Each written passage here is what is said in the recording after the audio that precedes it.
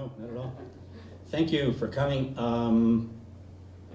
First, I'd like to thank the Center for Drama, Theater, and Performance Studies for supporting and organizing this with me. That's very kind. Principally, Tamara Krzyzanowska, our director, Antje Bure, the associate director, Tara Marr, the communications events officer, Suzanne McAuliffe, the business manager, Ariel Martin-Smith, the theater operations, Andrew Leake, who's the newly appointed technical director at the center, and it's fantastic to have him here.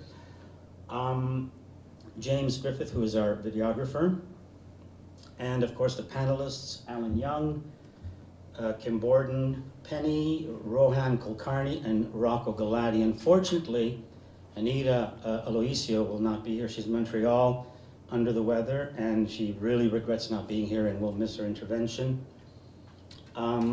I will introduce each speaker before they actually come up and do the 10 minutes. That's the idea. We'll do 10 minutes each, and then we'll open up the conversation to include everyone, meaning both people on this side can chat and debate, and also you can ask any question you have.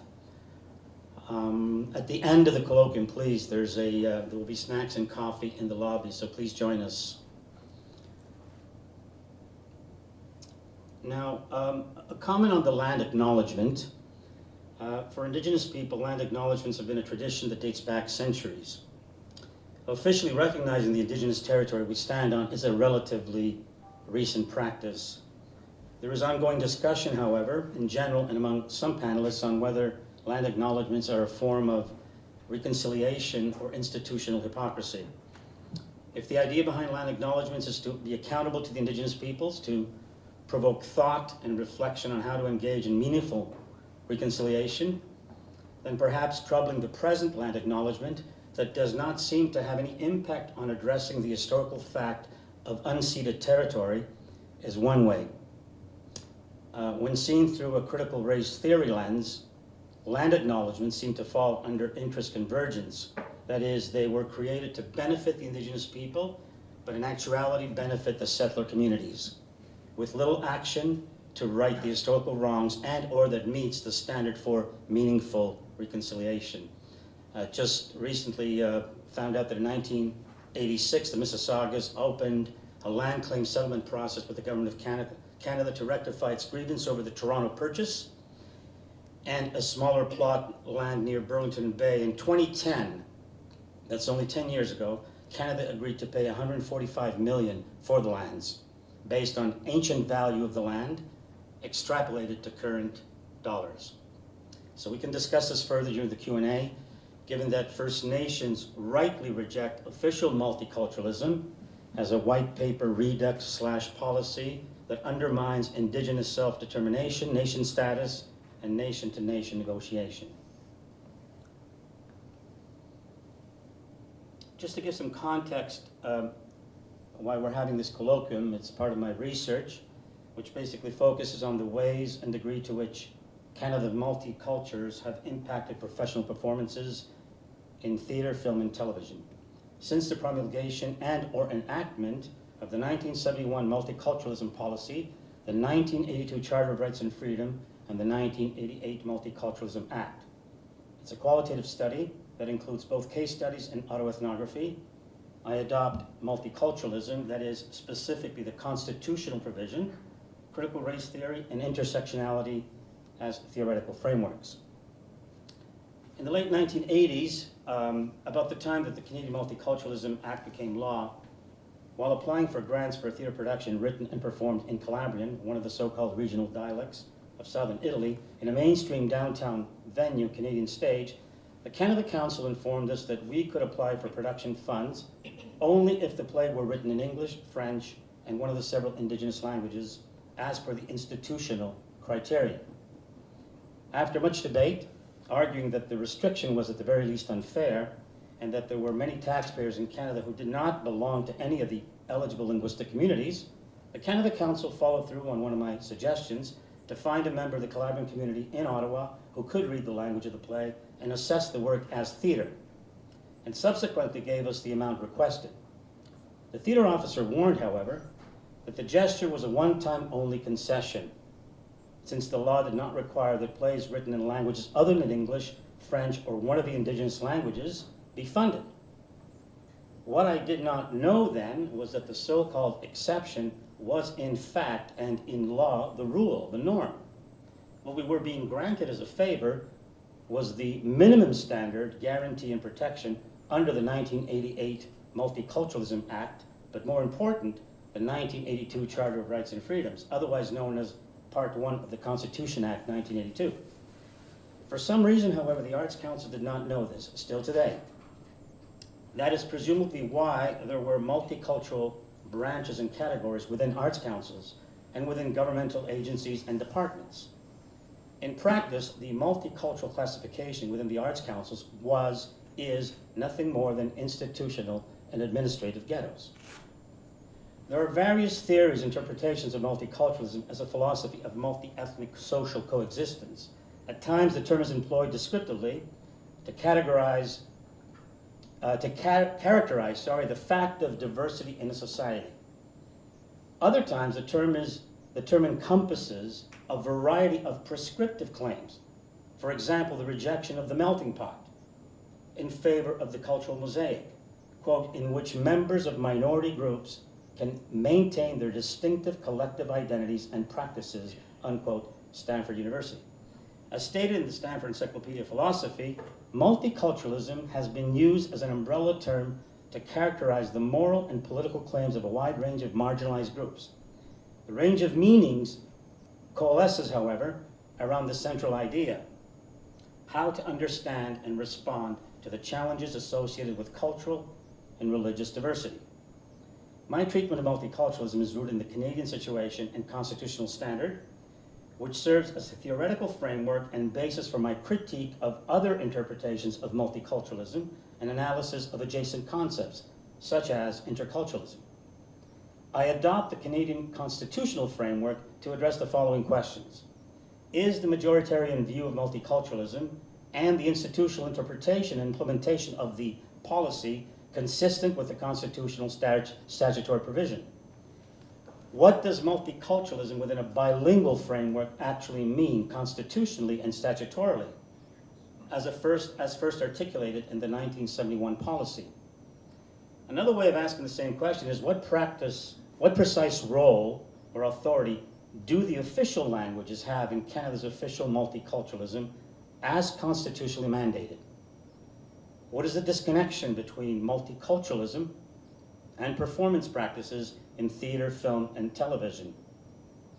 And how has de facto and de jure multiculturalism impacted publicly funded culture and performances in theater, film, and television? On the one hand, multiculturalism has generally been perceived and extolled as a success story, particularly in English Canada, that it enables diverse cultures to share their cultural expression and values with other Canadians and provide recognition of their cultural contributions, albeit within a bilingual framework. The federal government and mainstream media perennially proclaim that Canada is the world's most successful multicultural society, that official multiculturalism evolved into an ingrained collective value, and Canadians define themselves as citizens of a multi-ethnic, multi-religious society. Exposing the notion of success, however, to wide, relative, and conflicting interpretations. The idea that we should not take multiculturalism for granted, that the policy guarantees and delivers on the preservation of cultural freedom of individuals of all ethnic groups while providing recognition of their cultural contributions, which collectively make up Canadian culture and define Canadian, is constantly being reinforced. It has painted a picture of Canada as a tolerant society and its people as a great supporters of racial diversity. Conversely, since the implementation of the Canadian multiculturalism policy in 1971 and the enactment of the 1982 Charter and the 1908 Multiculturalism Act, there has been great resistance to and open hostility towards the policy within the so-called mainstream and diverse communities. Pierre Trudeau introduced the policy of multiculturalism in Parliament in 1971 under the heading and definition Canadian culture, and not as a separate fringe policy.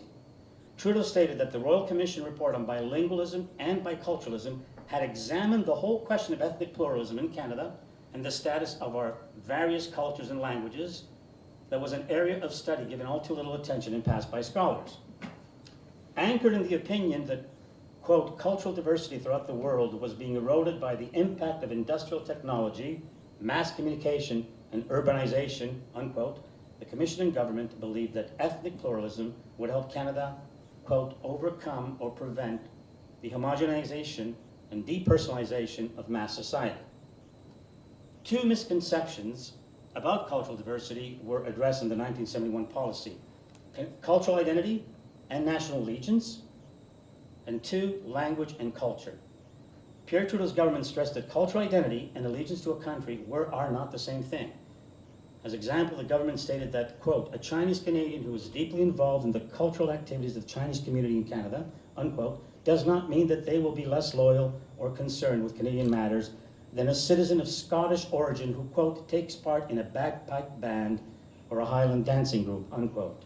In fact, the government explicitly stated that the term ethnic applied to everyone. Each one of us is born into a particular family with a distinct heritage, quote, that is, everyone, French, English, Italian, and Slav included, has an ethnic background, unquote. In clearly defining the distinction between language and culture, the government acknowledged that the very name of the Royal Commission on Bilingualism and Biculturalism, whose recommendations they sought to implement, tends to indicate that bilingualism and biculturalism are indivisible. Pierre Trudeau's government confirmed that they were and are in fact divisible, and that biculturalism does not, quote, properly describe our society, but that multiculturalism is more accurate, unquote. For although there are two official languages, quote, there is no official culture, nor does any ethnic group take precedence over any other. No citizen or group of citizens is other than Canadian, and all should be treated fairly, unquote. The government further clarified the meaning of a policy of multiculturalism within a bilingual framework by defining the role of the official languages and circumscribing their sphere of authority. Quote, the official languages designated two languages, English and French, as the official languages of Canada for the purposes of all institutions of Parliament and Government of Canada, unquote. That is, offering every Canadian, whatever their ethnic origin, a chance to learn at least one of the two languages in which their country conducts its official business and its politics, was meant to ensure that the individual citizen, independent of cultural background or linguistic background, could understand and take full advantage of statutorily protected rights and freedoms. And that was it. The government emphasized the Official Languages Act, quote, does not impinge upon the role of all languages as instruments of the various Canadian cultures, nor, on the other hand, should the recognition of the cultural value of the many languages weaken the position of Canada's two official languages, unquote.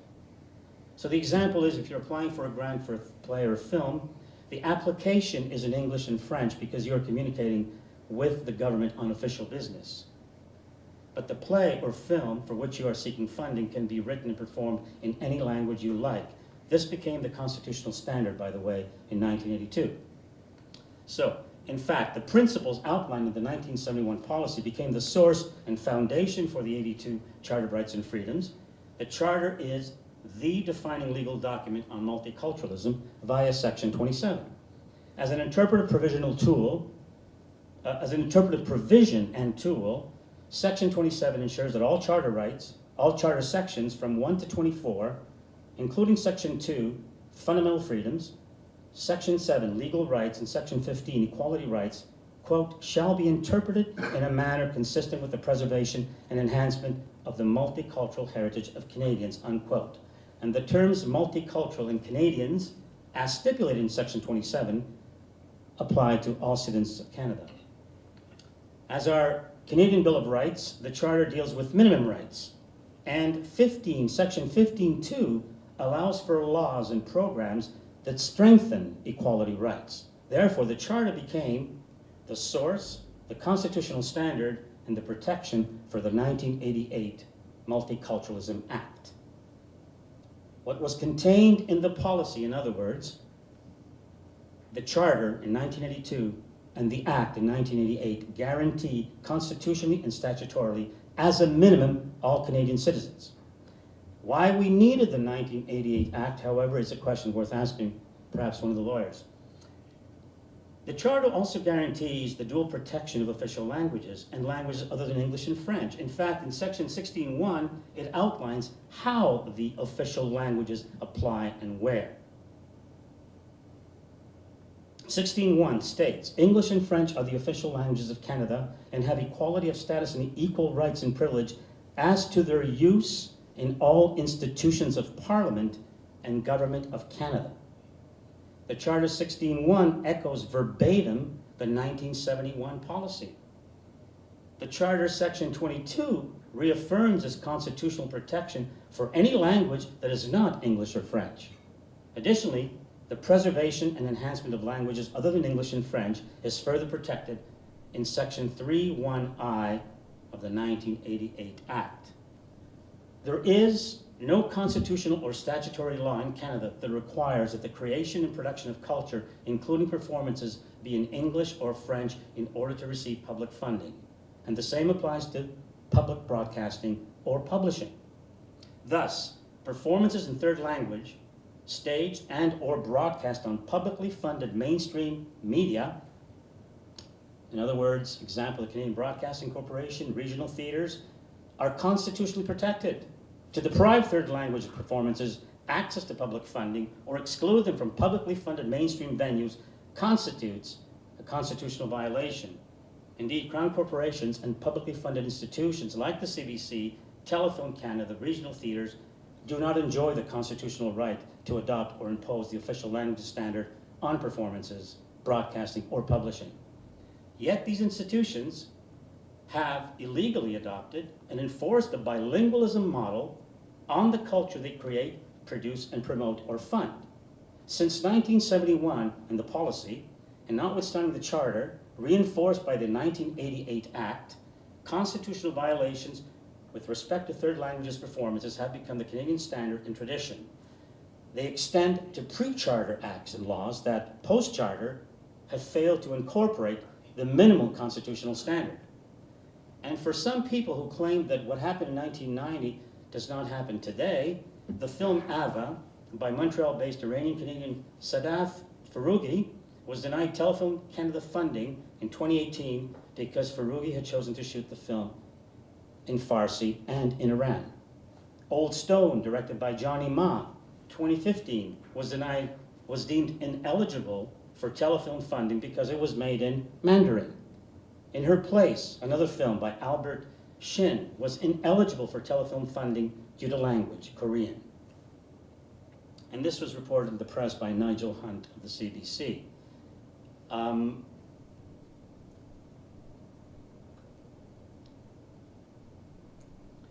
Within the de facto reality and viewed from a critical race theory lens, multiculturalism has actually benefited mainly the English and French and legitimized the cultural heritage of only two ethnic groups as the standard for mainstream culture at all taxpayers' dollars. It is precisely the tokenistic forays into multiculturalism undertaken by Toronto's larger publicly funded theaters, the dim sum slot, as Rick Knowles states, and the curry slot, and carried out publicly by the broadcasting networks that confirm who is actually benefiting the most from official multiculturalism. And while Canada's multiculturalism is articulated and defined and protected under the Constitution and the 1988 Act, interculturalism, in contrast, the post-multiculturalism upgrade, is not an official policy and enjoys no statutory protection. Yet the latter has been proposed and branded as a better model for integration in Quebec and for stimulating a more inclusive cross-cultural encounter and performance in English-speaking Canada. Furthermore, to what degree is interculturalism an unofficial integration assimilation policy to stage manage, police and or undermine diversity in Quebec, and a mainly one-way from above cross-cultural theatrical trend in English-speaking Canada? I mean, since the official languages have no bearing or authority on the creation, production, or promotion of state-sponsored culture, Sarah Garton Stanley's statement in the Canadian Theatre Review 160, in which they questioned the linguistic reality in theatre in English-speaking Canada, should be looked at. She asked the question as to whether Anglophones are determined to, quote, keep English as our prime mode of theatrical communication, unquote, or whether there is space to expand the question and use of language, which applies to both multiculturalism and interculturalism. But again, what is constantly being proposed as an ideal, as something that will exist in the future, is actually a statutory provision, is law since 1982. And with that, I will now go to the next speaker. Thank you. Alan. Hold on, just let me introduce Alan, please. Alan Young, Professor Emeritus of Law at Osgoode Hall Law School in Toronto, Ontario. Young retired in July 2018. Prior to starting his teaching career at Osgoode in '86, Young clerked for Chief Justice for Alaskan of the Supreme Court of Canada and worked as a criminal lawyer in Toronto. Young is the co-founder and former director of Osgoode's Innocence Project, which seeks to investigate and overturn cases of wrongful conviction and provides experiential education to law students. Young has been recognized by Canadian Lawyer magazine as one of the top 25 most influential in the justice system and legal profession in 2010, 2011, 2012, 2014, and 2018. In 2018, Young was also awarded the Diane Martin Medal for Social Justice Through Law. In R versus Bedford 2013, Young and a team of students successfully challenged 3 provisions of Canada's sex work laws. As a result of this successful invalidation, Parliament enacted a new legislative regime governing prostitution. Young published a critique of the legal profession in 2003 in a book called Justice Defiled: Perverts, Potheads, Serial Killers, and Lawyers. In the preface to the book, he noted that he chose to write an offensive book as a form of, quote, professional suicide note, unquote, as he wanted to expose all the blemishes and warts of the profession. Alan Young, thank you.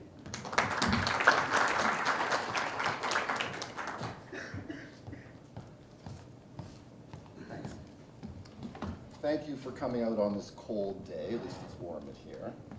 And if you heard what Tony said about me, thank you for the kind words. The only thing you needed to hear is that I'm retired. And I'm actually not exactly sure why I'm here, because I've been on a bit of a brain vacation for almost a year and a half.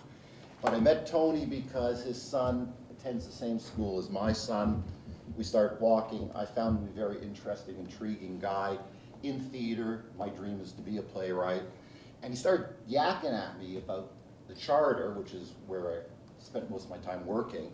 And I didn't necessarily hear the word multiculturalism when you were saying you wanted to have a colloquium. I thought, oh, charter, I can talk about the charter.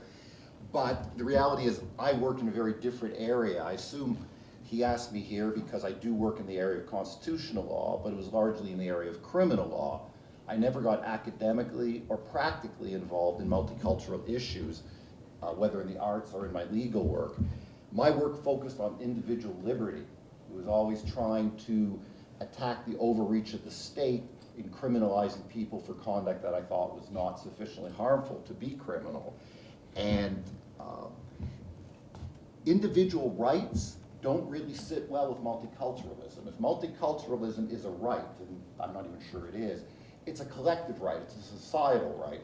And the one thing you'll understand about most constitutional documents is they tend to protect individual rights and not collective rights because they're very hard to define. And what happened was when Tony asked me to do this, as time drew closer, I thought, oh geez, I got to read a little bit about it. I didn't want to read any more cases, any more articles, and you forced me to do it. Thank you very much. It was a bit painful, and I discovered a couple things that I didn't know. This is a big deal. This is a really big deal, this issue. And Canada is, in fact, a front runner. You know, we have our maple syrup, we have our hockey, we have our multiculturalism.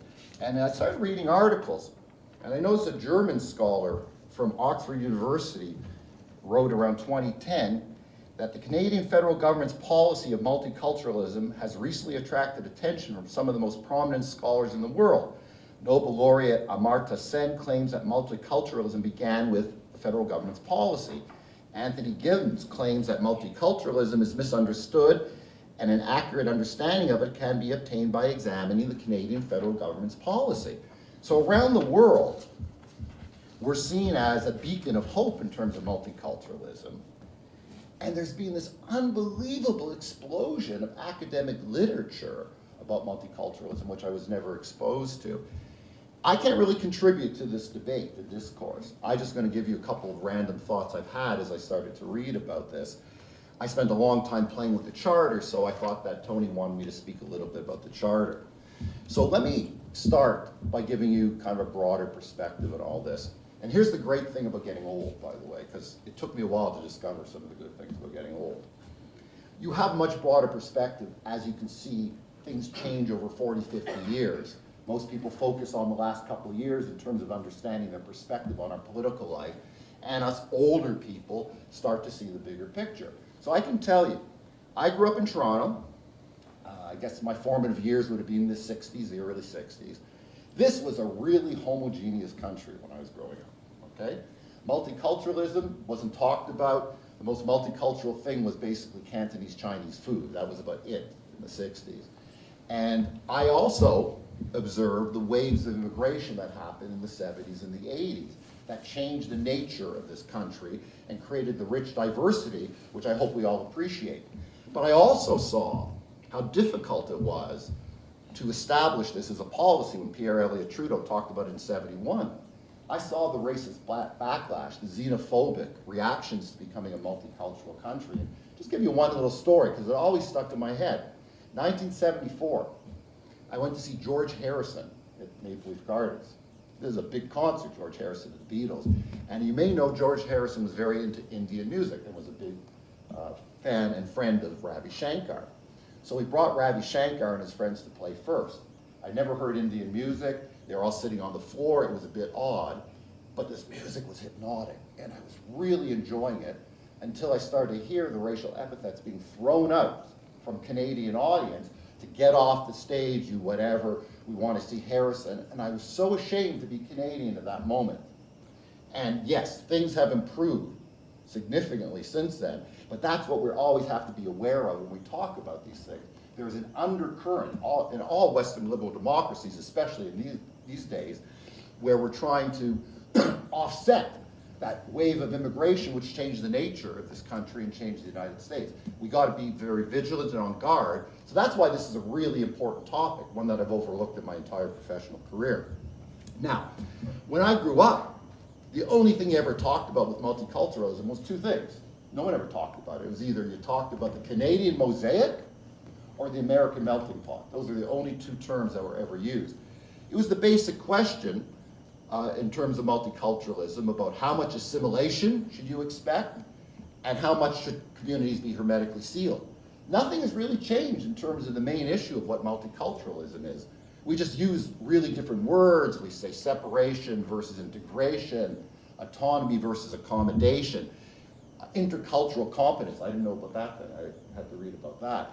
And then I stopped reading when I got to the phenomenology of interculturalism. It's like, in retirement, I can't go that far into that intellectual quagmire. But putting aside all the discussion and the intellectual gymnastics that have gone into this, in 1982, multiculturalism entered my world, the legal profession, by being put into the Charter of Rights. And now we all know, from having to watch that painful impeachment process, how much the Constitution in a Western liberal democracy is really the secular Bible. I mean, everybody in the impeachment would invoke the sanctity of the Constitution. So you think, put multiculturalism into the Charter of Rights, that's a big deal, and that's a game changer. Not sure. So you look at the section that was put in, section 27. First of all, it wasn't even supposed to be in the Charter. It was supposed to be in the preamble, which is something defining Canadian identity. But they couldn't get it in, so they put in a section that reads, "This Charter shall be interpreted in a manner consistent with the preservation and enhancement of the multicultural heritage of Canadians." Sounds promising when you just read it in terms of the abstract. But when you look at it, they talk about the preservation of multicultural heritage. That's a pretty low standard. It just sounds like, hey, you can't have ethnic cleansing, preservation. But the word enhancement is the one that actually sounded like the Charter of Rights was going to be a game changer. Enhancement suggests that governments must take active steps, affirmative action to enrich and develop other cultures out of the majoritarian culture. That's a wonderful idea, but it's one of those full of sound and fury signifying nothing, quite frankly. And I say that for this reason. As Tony alluded to, this section is not a rights-bearing section. It doesn't create rights for a collective group or an individual group. All it says is you interpret the Charter in light of our multicultural heritage, which means it has no substantive content. It's just an interpretive provision. It's not operational or practical. Now, having said that, I just want you to know something from the point of view of a lawyer. Interpretive principles may not be that significant, but they're not useless. Because in law, you often have cases where there's competing perspectives. Two arguments on both sides are equally compelling. An overarching principle like multiculturalism tilts the balance in favor of one of two arguments. So it still is important as an interpretive principle. But the reality is, being put in the Charter didn't make it something of a powerful agency for change. Not only is it interpretive, but you have to understand something very important about the Constitution, American Constitution and the Canadian Constitution. I'm a big fan of the Charter. I've used the Charter a lot as a tool for political and social change. So I think the Charter is very valuable. But the basic premise of all constitutional documents is the distrust of government. They are about limiting government power. That's all they are about. They authorize power, but they never impose affirmative obligations or positive duties on the government. It creates a set of negative rights, limits on what government can do, but it doesn't say you must do X, you must fund French theater, you must do. By the way, the French language thing's a little different because there are affirmative obligations related to French schools. I'm not going to talk about that. But the general structure of all constitutional documents in every Western liberal democracy is to limit state power and not tell the state what its ambition should be vis-a-vis the population. So it doesn't direct or compel any state action. And we knew this really early on, because the one thing they wouldn't put in the Charter were economic rights, because economic rights do put obligations on the government. One of the first big cases on positive duties of government, do you have a right to social assistance? What if the government took away UI or welfare? You're out of luck. The Charter does not compel the government to maintain social benefits. It only protects you when they go too far and impose upon your individual rights. So, you're not going to see Section 727 of the Charter, or the Charter, significantly change the social and political landscape of this country. There's been incredible intellectual outpouring. But I want to read some words of one of my colleagues from Osgood, Professor Faisal Baba, when I started reading. And he said this about Section 27. He said, despite the rich body of interdisciplinary theoretical scholarship on multiculturalism, scholars and judges have devoted little work to developing an understanding of Section 27, as opposed to multiculturalism theory in general, within the framework of the Canadian Charter of Rights. Meaning, judges really have done no work in this area, and it's had very little impact other than in universities and academic discourse. Having said that, still a few minutes, right? Okay.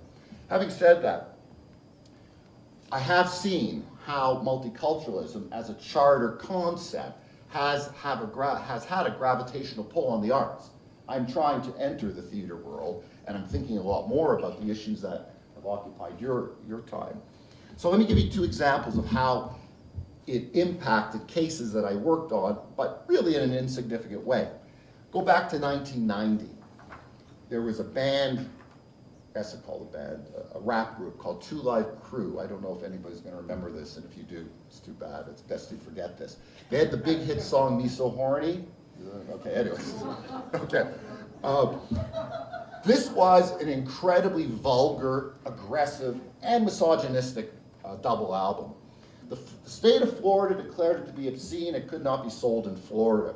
Canadian police went around and told booksellers and record stores, you can't sell this in Canada. So there was a gentleman in London who went on to become famous as the Prince of Pot, Mark Emery, who decided he would sell the tape just to sort of be a thorn in the side of the state, and I decided to join him by defending him in his charges of obscenity. Because one of the greatest restrictions, by the way, and chills on the arts was the obscenity law. But it's kind of very archaic. We don't see a lot of obscenity cases. In fact, this may be one of the last big ones, 1990. So I challenged obscenity law as being unconstitutional because it was based on a vague test of community standards, whatever that means. But then I raised another argument. I used section 27 of the charter, I read it out in court, and said you have to interpret the obscenity law in light of multiculturalism. And what that means is there's no community standard, a monolithic community that defines Canada. It's a bunch of different communities that make up the whole. And I brought in an ethnomusicologist who gave the history of rap music, and I didn't know any of this. This is fascinating. It has its roots in the slave trade. It was a cultural practice. It was called doing the dozens or toasting, which was a series of escalating insults, which we know from popular cultures, your mama is so-and-so and so-and-so. So I was able to contextualize it as part of a deep cultural background and said we now have to define obscenity law to take into account how the black community would absorb this and whether they would find it to be offensive. Well, the case was a total failure, okay? And this shows some of the problems of multiculturalism. First, at a pragmatic level, they put on a 75-year-old white-haired supernumerary judge to hear this case. Supernumerary means retired, also on brain vacation like me. And not only was this a white-haired judge, I started to notice over the 2 weeks I did the trial, I never saw a black person in that courthouse. Not as a lawyer, not as a judge, not as a court assistant. Very difficult to make arguments about what other communities perceive as valid when you don't have any members of them there. Even my ethnomusicologist, though he knew Motown music and Stax music and rap, he was a white person. But more significantly, here's the problem with multiculturalism as I see it in terms of being an operational and practical principle. It's inherent in almost all multicultural claims, really difficult ones like Sharia law, having alternative tribunals for Muslims, genital mutilation, faith healing. These are all the same issues. Do these things represent the values of the community? Is the black Canadian community or black American community monolithic and homogeneous? In giving cultural autonomy to this form of expression, which I said was inherent in black culture, in giving that autonomy, were you actually going to hurt vulnerable people and disadvantaged people within that community? And in particular, women who weren't a part of this trial, because I said there was a misogynistic element to this. So the problem is, it's hard to know what culture really is. What is culture? I mean, we don't have Claude Levi-Strauss to come to every court case and tell a judge what culture is. And I don't think that judges in this country have the competence to be able to assess the value and significance and acceptance of cultural practices outside their own sphere of experience. This is where intercultural competence comes in. We have to learn to be able to talk across our own boundaries, but that hasn't quite happened yet.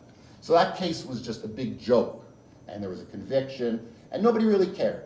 Nobody really cared. It was a blip on the radar screen, but it was my attempt to say, look, our law has to take into account and accommodate what other cultures may find acceptable and not just what white Canadians find acceptable.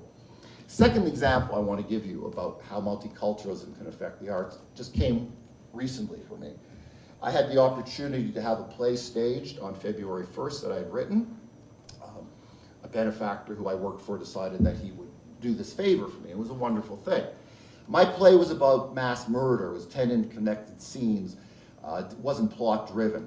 One scene had a reference where a misogynistic male, who turns out to be a mass murderer later on, makes a comment about the archaic form of Muslim divorce called the triple talaq, which is this idea in popular culture, if you say you're divorced 3 times, you're divorced. It doesn't really exist in the modern era, but it is a form of traditional Muslim divorce. I get a call from the actors. They're all in Quebec. And the issues we're talking about are so heightened in Quebec compared to Ontario. I mean, it's a whole different discourse there. And they said to me, can you rewrite the scene? And being a young, not young person, but young playwright, it's like, no way. I mean, my words are gospel, you know, I'm not changing anything. So I said, why do you want me to change it? Because you're singling out the Muslim religion as a source of misogyny. And I said, I believe in my statement but I also believe other religions contribute in the same way. I do believe there's a misogynistic element to all religions that we can overcome, of course. So they said, look, we're not comfortable reciting these lines, we'd like you to change it. And I didn't know what to do. So I'm trying to think, how do I accommodate their discomfort? How do I get my point across without singling out one particular religion? So I took my inspiration from one of my heroes growing up, which was Frank Zappa. You may remember Frank Zappa. And Frank Zappa got soundly criticized in 1979 for a very offensive song called Jewish Princess. And the B'nai B'rith in the Anti-Defamation League told him to apologize and retract. If you know anything about Frank Zappa, that wasn't going to happen. But the way he remedied the problem was on his next album, Joe's Garage, he had a song equally offensive called Catholic Girls. So in the play, what I did was I simply, to avoid this debate about what's the proper thing to infuse into a play, I put in a reference to Catholic misogyny. So I was balancing it out. And I said, that's as far as I'm going to go, because there's probably 27 organized religions that all have the same thing I could say. The play would be then 7 hours. So I realized this. When we talk about multiculturalism, it's really important that we understand it and that we give it practical effect when we're talking about the legal order, when we're talking about the provision of social services, when we're talking about the protection of minority cultures to ensure that they're not assimilated and lose their identity. But when it comes to the arts, I'm not really sure multiculturalism has any relevance to me. Because art is supposed to be about imagination, and it's supposed to be provocative. And you can't really infuse values into artwork and say, this is what art should be. Art is whatever the artist wants it to be. It's a mirror for society. Sometimes it's a hammer to change society. But multiculturalism is a very awkward fit with a social practice and cultural practice that's designed to provoke.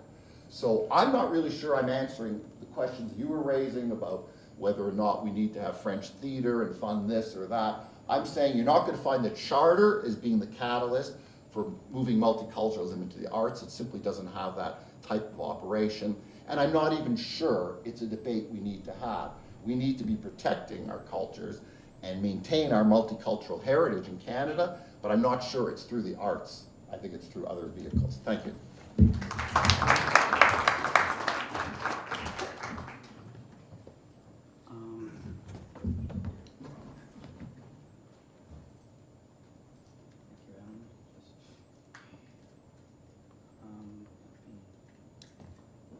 Kim Borden-Penny will be the next speaker, currently a PhD candidate at the Ontario Institute of Studies in Education and the Department of Social Justice Education.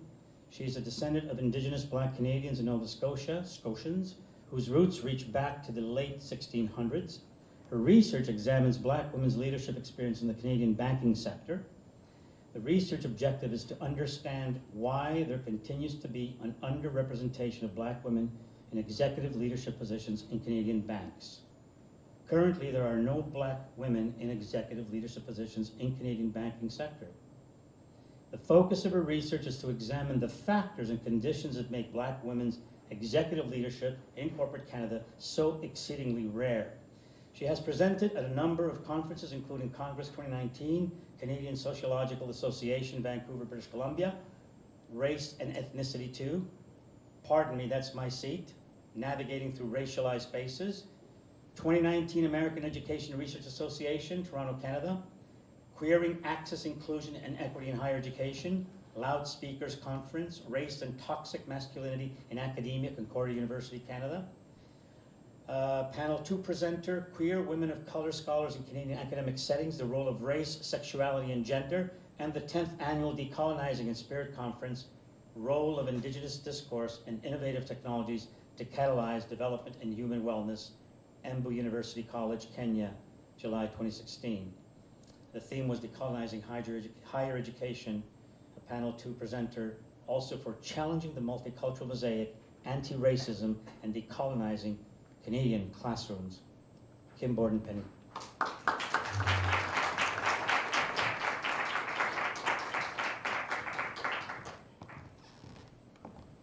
Thank you, Tony. Thank you, everyone. I have a little bit of a cold, so hope that my voice will, great. Thank you. So thank you everyone for coming and inviting me to this colloquium. Can you hear me all right? Get a little, okay, is that a bit better? Get a little closer, okay.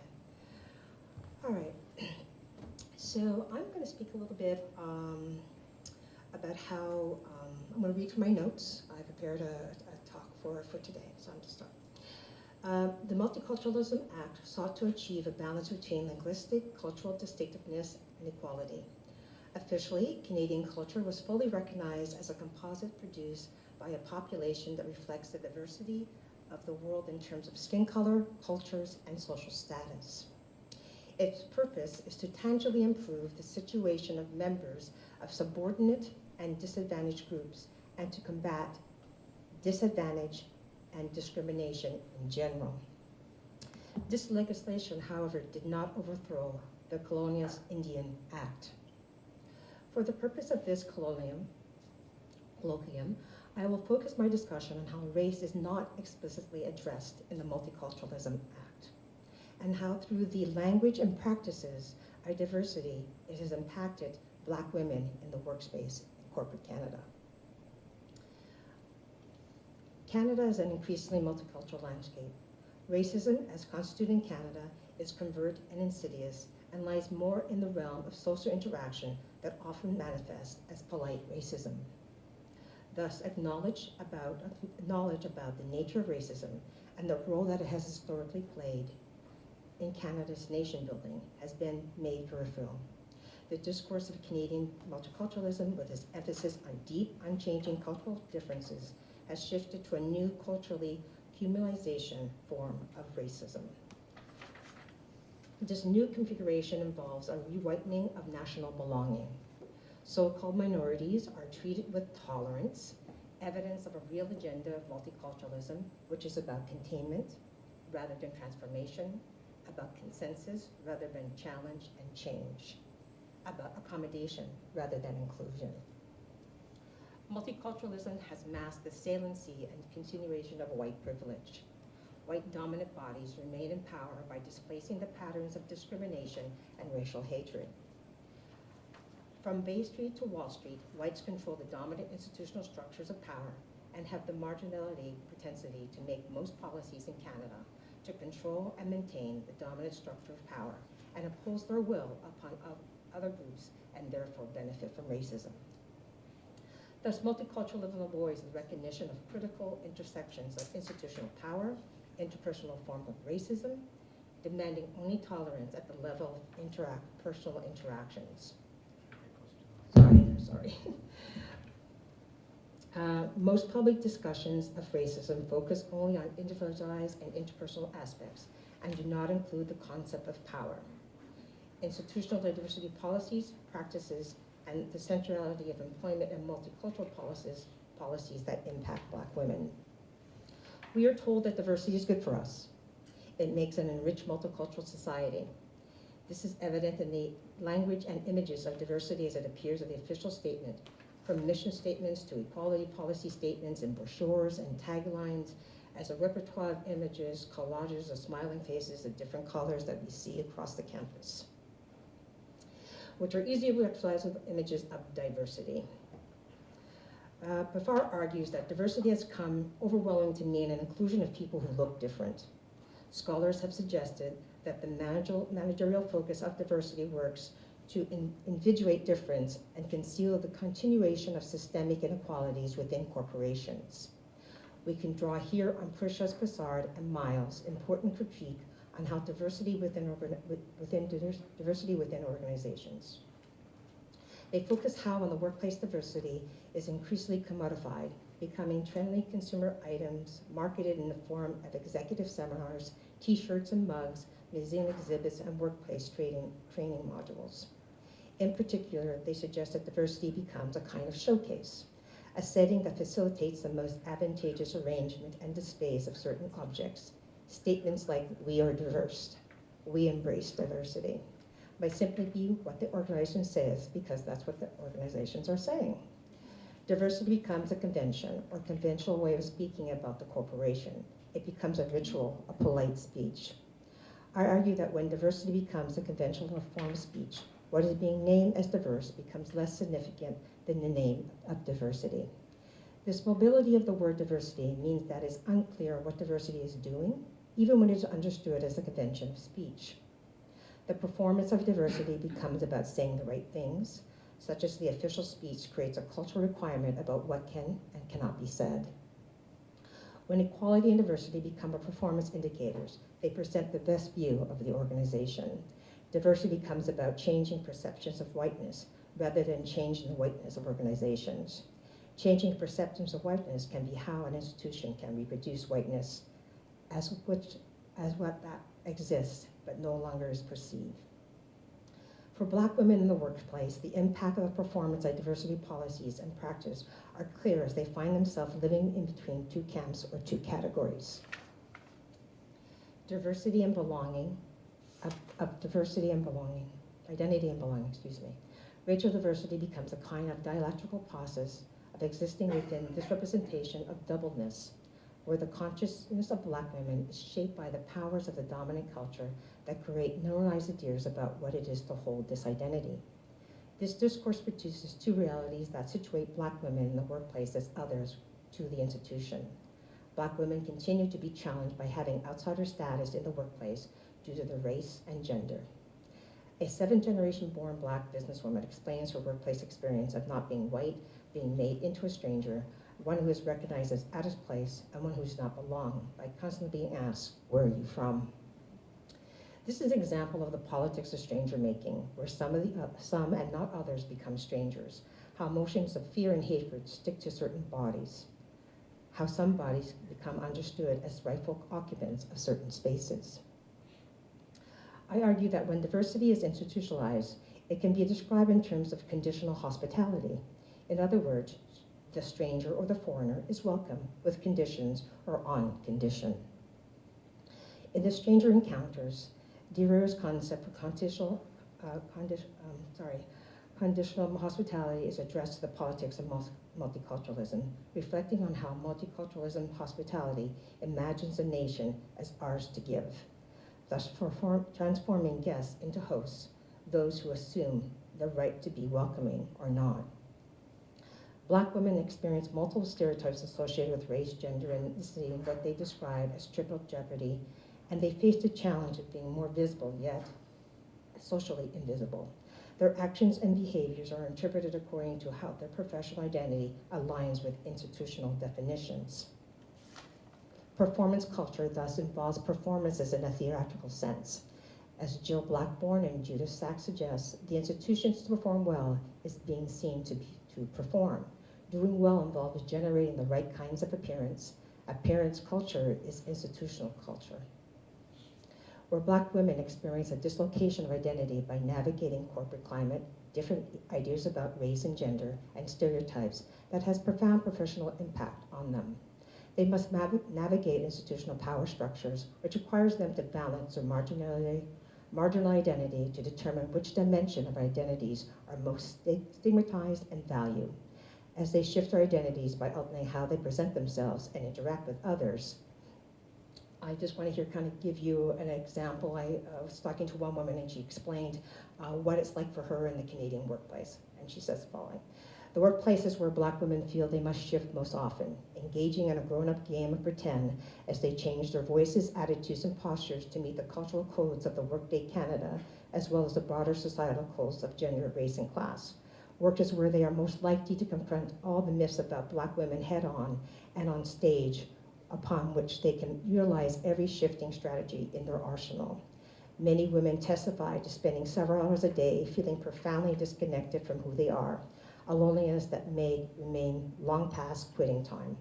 Some feel so fragmented that they end up believing that there's nowhere they can truly fit in. Shifting is essential to negotiating, responding, and to administrating context that requires flexibility. Fluency in order to fit in and to lead fit in and to lead successfully. Excuse me, I'm losing my voice. This constant shifting many women say has made work a place of alienation. having overcome the myths to shift their language and behavior according to the conversation, meeting, and task at hand, and to endure outright inequalities take its great toll on their career, personal lives, and their health suffers tremendously as a result. Agnes and Bloor argue that diversity management programs often claim to deal with the issues of organizational culture, but they typically do not do so in ways that systemically and effectively diagnose and remove discrimination barriers experienced by Black women. Employers have not come to terms with the present racial and cultural diversity of Canada in the labor market. Canadian Racial Foundation argues that systemic racial discrimination and organization culture is an issue across the country, but it takes on different forms depending on the groups that are represented and the local population and industry and sector. Discrimination of racial groups in the workplace, social behavior, interaction towards Black women are often different compared to women of South Asian descent and Asian ancestry. A Black woman professional who recently went for an interview with a senior role in a bank explains what happened to her when she arrived for an interview. She said to me, and I quote, "They weren't expecting someone like me to turn up. They were uncomfortable because we were not expecting me. This discomfort involves a failure to fit," unquote. Equal occupation policies are likely to be the source of conflict within organizations. They have a right, they have to be fought for. There is certainly little doubt that left to their own devices, most managers and executives would distinguish sharply between public articulation of equal occupation policy and the determination and determined pursuit of genuine equal opportunity. There is no doubt that they would prefer the former. When a racial group's collective prejudice is backed by the power of legal authority and institutional control, it is transformed into racism, a far-reaching system that functions independently from intentions of self-images or individual actors. Structures of oppression go well beyond individuals. In Canada, we are experiencing a white backlash against employment equity policies and the myth of multiculturalism, a colorblind society, and the folly of that characteristics that the belief that the advancement is solely based on individual ability and achievement. Through the colorblindness, racism is erased by a construction of race that is power neutral. Ideologically, colorblindness positions race as different culture or ethnic groups that are functioning on a level playing field. Colorblindness not only disregards, but also disputes the existence of racial hierarchy as an organizational practice in society. Therefore, race is acknowledged to be a cultural, ethnic, and other considerations that dominate society's attributes with characteristics that explain differential society outcomes. In other words, racism should not be seen as about individuals but with bad attitudes, the bad apple modem, but not because individuals don't exist, they do, but because such a way of thinking underestimates the scope and scale of racism, thus leaving us without an account of how racism gets produced. The struggle to recognize institutional racism can be understood as a part of a wider struggle to recognize that all forms of power, inequality, and domination are systemic rather than individual. Finally, when diversity becomes a view of the nation, racism not only recedes, but becomes understood as a distortion of the truth. It does not express our truth. In this narrative, racism is projected onto strangers. Races are estranged from national character. If we are racist, then we are unlike ourselves. Racism also becomes understood as accidental, as if every now and then it just happens, as a sign of a time that is no longer, at which plays no part in the contemporary Canadian experience, or even that which was never Canadian. For multiculturalism to be effective, it must include institutional structures and cultural maintenance, and it must disrupt the social dynamics that currently leave the power to define social norms, as reflected in institution in the hands of the dominant white bodies. For multiculturalism to work, it must reveal that racial and cultural bias existing in dominant cultural and societal institutions, and demonstrate a willingness to reconceptualize Canadian culture and reconstruct Canadian institutions so that they represent all Canadians. Thank you, and I'm sorry about my voice.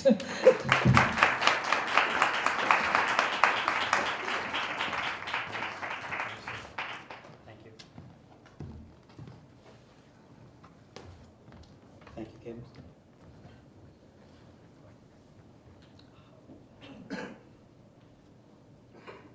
an ancient computer.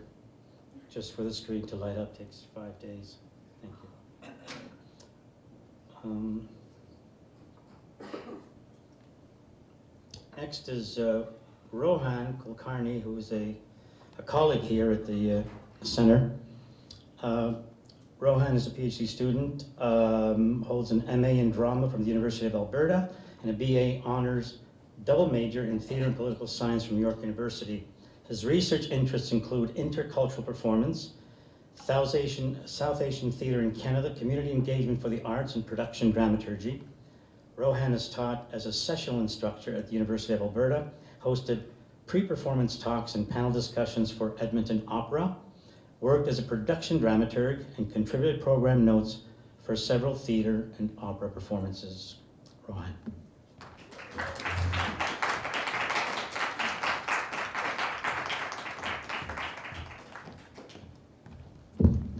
Thank you for having me, Tony. So I just want to start off by getting everyone to, if you want to close your eyes, you can, but just picture for a second, we're not here, we're not in 2020, we are in 1971, we're in Ottawa, we're in the House of Commons, and the great Prime Minister, Pierre Elliott Trudeau, is speaking in the House of Commons, and you can pretend I'm him. Very easy. The government will support and encourage the various cultures and ethnic groups that give structure and vitality to our society. They will be encouraged to share their cultural expression and values with other Canadians and so contribute to a richer life for us all. In the past, substantial public support has been given largely to the arts and cultural institutions of English-speaking Canada. The policy I am announcing today accepts the contention of the other cultural communities that they too are essential elements in Canada and deserve government assistance in order to contribute regional and national life in ways that derive from their heritage, yet are distinctively Canadian. Yes, you can clap for that. These are the words that have reverberated throughout the last 5 decades, 50 years, half a century, it's been that long. And whether it's in Canada, the way we define ourselves, or it's how other countries define us, how people from around the world talk about us, think about us, as was being mentioned earlier, these are very powerful words. And we are seen here in Canada as a beacon of acceptance and of diversity in a way that had never been done before, and has then set the blueprint for other countries to follow suit. Where I come in is, I did not grow up in Canada for a large part. I came to Canada when I was in high school. So all I had heard about Canada was this very sentiment that everyone belonged. That when I would look around at other Canadians, that there would be a wonderful diversity, everyone would be equal, and everyone would get to share their artistic practice and make society better as a result. When I came to Canada and I kind of looked around, I'm Indian, by the way, if it's not obvious, that there was no South Asian theater practice that was established here, or very little of it, at least in my initial days of searching. And I started wondering why that was, because we live here in Toronto, in one of the most diverse places in the world, and certainly there's no shortage of South Asians, absolutely not. But I didn't see that reflected in any type of performance practice, the plays that were being produced. And so I wondered why. And then I came ultimately in my search, I'm still searching, but I've arrived at this idea of multiculturalism sort of being the source of that, of our community, of the South Asian community, and indeed other ethnic minority communities being held back in an original form of creative artistic practice. And I'll tell you why. It's because when Pierre Elliott Trudeau announced this in 1971, in 1972 what happened was a multiculturalism directorate was formed. So there was a separate department of government that would actually be in charge of doling out funding, money to help projects that would help these communities, ethnic minority communities, express themselves and express their cultural heritage. But what's happening is this is entirely separate from the Canada Council for the Arts. Now, the Canada Council for the Arts, for those who don't know, is the primary funding body at the federal level for arts funding. So what's happening essentially is English-speaking Canadians and Anglophone theater continues to apply for their funding, for their artistic practice, for their theater to the Canada Council for the Arts, and that is what is deemed as legitimate theater, as legitimate art, as things that pass the high standard of being produced at a mainstream theatrical venue. But then what's happening with this multiculturalism directorate is they're encouraging people to apply for money to do festivals, to do community performances, but not necessarily for these communities to actually engage in an original artistic and creative practice. So if I, in the 70s and the 80s, wanted to write a play in Hindi and set it in Canada, I would have nowhere to go. I would not be able to make my living as a professional playwright. I could not apply to the Canada Council because my plays were not in English. And this is where kind of the problem comes in. All I would be allowed to do is to host a festival, maybe at the local temple, and have song and dance. And these more folkloric traditions that represented what Canadians thought of us as Indians or as other ethnic minority communities. And there would be a lot of these festivals that were held, whether it's just within the communities themselves, or it's in Ottawa, where they're inviting representatives from all over the country, from all of these different ethnic minority backgrounds, to show us their best. But that only meant celebrating kind of what we already know as these traditional forms of expression. And certainly, traditional forms of expression in the South Asian community are very important. Things like Bharatanatyam or Bhangra or all of these art forms that inform who we are. But the difference that I'm really talking about is we weren't allowed to be the same as Canadian artists, explore our own creative voices, explore our creative voices as they belong in a new society in Canada. So it's more about, yes, I can get $1,000 to do this wonderful pageantry, full of bright costumes, do this dance performance in a gymnasium. There was money for that. And certainly that's what people were doing as a way of being nostalgic about the culture that we had left behind. It was very folkloric.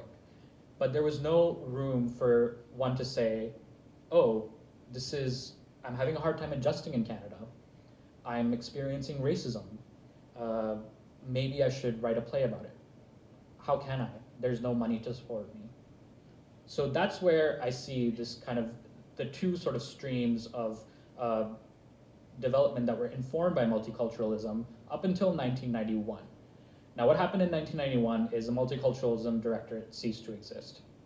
So up until that point, so throughout the 70s and throughout the 80s, if I, as a South Asian or any other ethnic minority community, wanted to express themselves artistically, the only venue that we had was to get funding from this Multiculturalism Directorate. And if I wanted to be a playwright, well, too bad. That wasn't going to happen.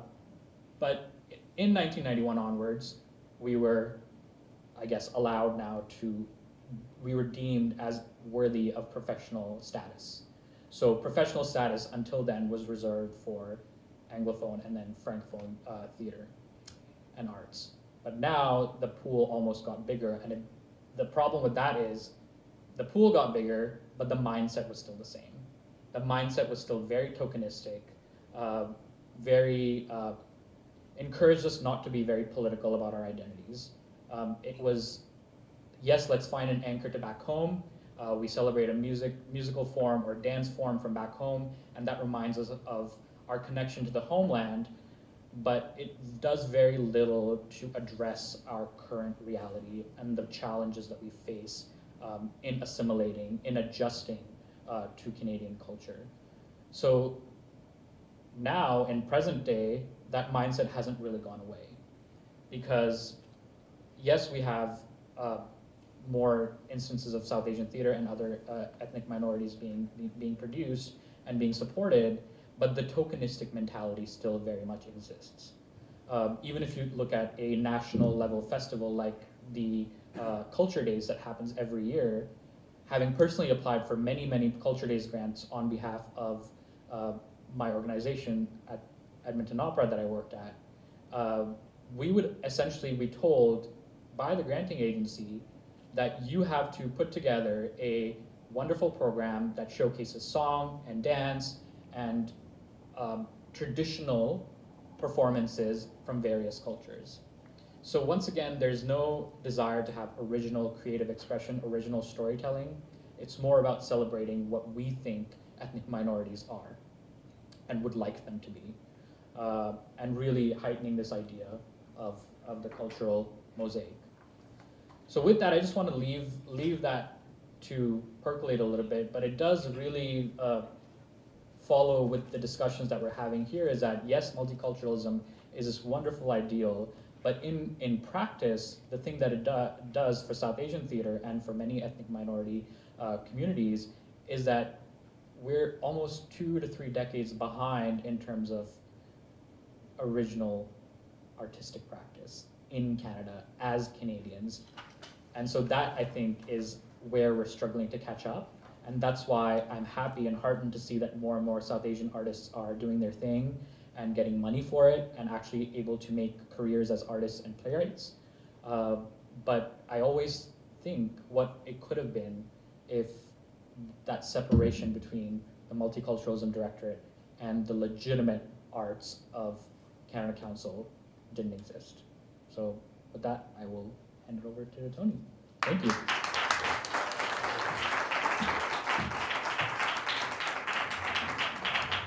Thank you, Ron.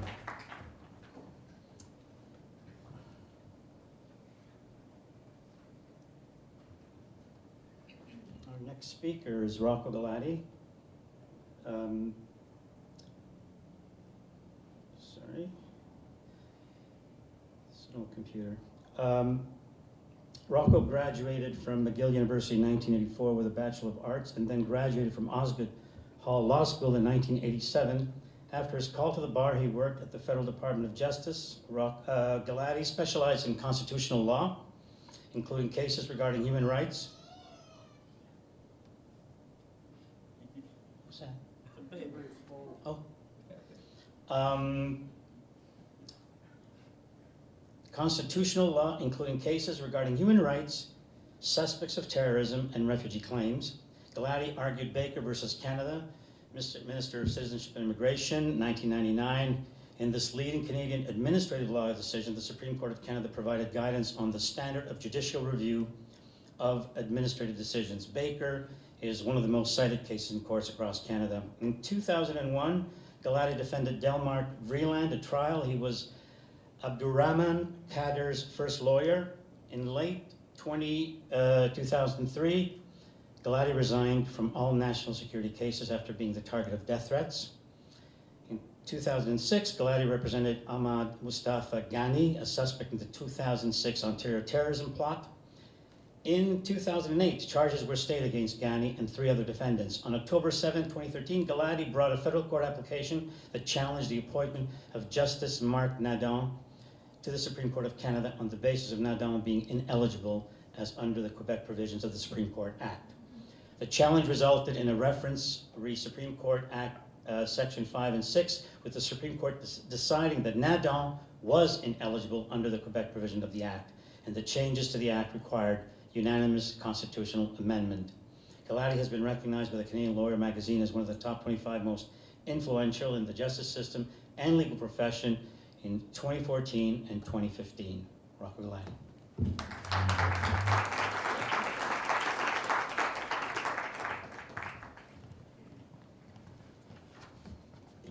Thanks, Tony. If you saw me walking out earlier so many times, my mother used to say, people who think they have a big brain have a small bladder. And that's me. It's so nice to see Professor Young here today. He was a young professor when I was at Osgoode in 1984. I think Tony took the historical thunder out of my talk. I was going to take you through the 1971 Multiculturalism Act. He took you there. Trudeau said, we're a bilingual country, but not a bicultural one. which is true. In 1982, that was constitutionalized in the charter. And then in 1987, they tried a Meech Lake Accord. They tried to amend the Constitution to declare that the Anglos and the Francos in this country were, quote, the two founding nations. That got defeated. And a year later, they reenacted the Multiculturalism Act of 1988 to drive that home. Now, Professor Young made a few points. I'm not here to criticize his speech, but he made a few valid points, and a few that either in retirement or given his expertise are not together accurate. It's true that most liberal democracies in their constitution, we say that the charter rights or bills of rights are a shield and not a sword, so they shield you from government action. That's not wholly accurate. For instance, in the Vreen case in Alberta, where their human rights legislation did not protect homosexuals, the Supreme Court said the failure, the omission to offer them equal protection constituted a constitutional violation. And while it's true that you can't force the government to give you something that's not available at common law or under statute, it's very clear in a lot of cases, the most crystal one being the Shauli case out of Quebec with respect to health care. The Supreme Court said, you can't force the government to give you health care. But once there is a health care regime, it has to be charter compliant, both by act and omission. So there you have it. So that's very important in terms of discussion here vis-a-vis multiculturalism. I used to do a lot of refugee work and constitutional work with refugee work. I actually set the precedent for claiming refugee status based on sexual orientation. I also set the precedent for being able to claim refugee status as a battered wife or woman, domestic abuse. And that's old law now, but it wasn't in the early 90s. The other thing that got me thinking a bit differently about culture and tribes was I also did a precedent-winning case where I got the refugee court to determine that there was a totally different race and ethnic group that nobody ever heard of, and that was albinos. I was getting refugee claims in Africa and Asia. They kill albinos at birth, and it occurred to me the albinos are a different race altogether, although they come from other cultures that normally we think of other races, whether they be African or Asian or Chinese. The albinos all had that in common, whether they came from China, Philippines, or Africa. They were persecuted and killed because of the absence of any skin color in the views of those cultures which saw albinos as demonic presence. So the other thing I want to highlight about the multiculturalism provision in the charter is I think people take a very myopic late 80s, early 90s identity politics view to multiculturalism and culture. I think you need to break that concept down. And it's true that there are no collective rights. Again, to every rule is an exception. Section 35 of our Constitution recognizes indigenous rights. Section 35 is not an individual-based right. It's a collective one. So it's not altogether true that we don't have collective rights in the Charter. Even if we don't have collective rights, which is historically true of neoliberal constitutions, the individual rights that we do have invariably tie into a collective right. And so when you read Section 27 of the Charter, it's true, it's an interpretative section, but it's inseparable from the individual rights section. So I just want to read the main one. There are 3 in the Charter that tie into 27. The main one, of course, is the equality right in Section 15. And it says, every individual is equal before and under the law and has the right to the equal protection and equal benefit of the law without discrimination, and in particular, without discrimination based on race, national or ethnic origin, color, religion, sex, age, or mental or physical disability. Okay. The other section that's important is section 2, that gives a right to free speech, political affiliation, and conscience, and the other rights that are more ephemeral that we attach to the individual. When I look at section 27, I don't suffer what I think is being suffered at large, including in this room today. People are myopic about tying multiculturalism to race and ethnic origin. Culture is much more than that. Culture are all those characteristics that interplay in a society. You have political culture, you have sexual culture, you have subcultures within the same race. So I don't see culture or multiculturalism restricted to race, ethnicity, and language. Those are but 3 of aspects of culture. You're not going to find a culture anywhere in the world that defines itself just by race, ethnic origin, or religion. So you can talk about a Catholic culture. You can talk about a capitalist culture. You can talk about Marxist culture. They're different cultures. So when I read section 27, it's inseparable from the equality section under section 15 and some aspects of section 2. Both of those sections then in turn tie back into section 7, which is your right to life, liberty, and security of the person, which has criminal and civil dimensions. I'm not going to get there. I'm not going to go there today. So focusing it back into the issue of the arts or film or television. So when I hear the word ethnic outside the scope of section 15, I want to cringe. For me, ethnic is code for subhuman, subclass, second-class citizen.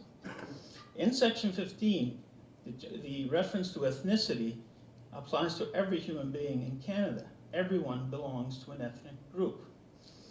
The way ethnicity is defined at large is anybody but the 2 dominant racial linguistic cultures, the English and the French, and anybody who can pass for one effectively. And so when I hear ethnic minority, I don't know what the fuck that means. I really don't. It's an offensive term. When the Broadcasting Act and the CRTC talk about, quote, ethnic programming, well, that to me is Pretoria language under apartheid. Because outside the scope of everybody having an ethnic affiliation, it is really code for racism and tribalism. Now, I just want to also qualify that my whole discussion here is within the parameters of a colonial, illegal occupation of the lands here that don't belong to the government or the people who hold power. There's a lot of problems with the theory that underlies the Crown's right to rule over this land. And that's another discussion. It goes back to the doctrine of discovery with the papal bulls in 1129 and 1492, and after that, that said that, the first papal bull was to take the land from the heathen non-Christians, which were Muslims, which created the Crusades. The Crusades were continued on. When Europeans came to this side of the ocean, there was a papal bull that said, since people there are not Christian, they're not human, therefore whoever discovers land for his king, he discovers it for that king. So Columbus sails for Spain. Spain claims the Dominican Republic. John Cabot, or Giovanni Caboto, who's another Italian, sails for England, hits Newfoundland, that becomes English territory. Cartier comes, he claims it for the French king, and so on and so on. But the doctrine of discovery doesn't really hold any water or legitimacy in international law. while everybody's screaming to abolish it, the US Supreme Court and the Canadian Supreme Court refused to do so. And that's why we have this fantasy and myth that all land in Canada reverts to the Crown. And you see that now with the pipeline protest.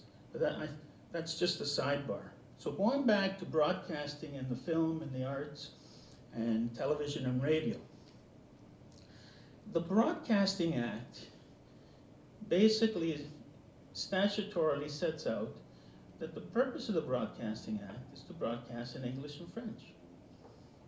The CRTC puts out calls for so-called ethnic programming.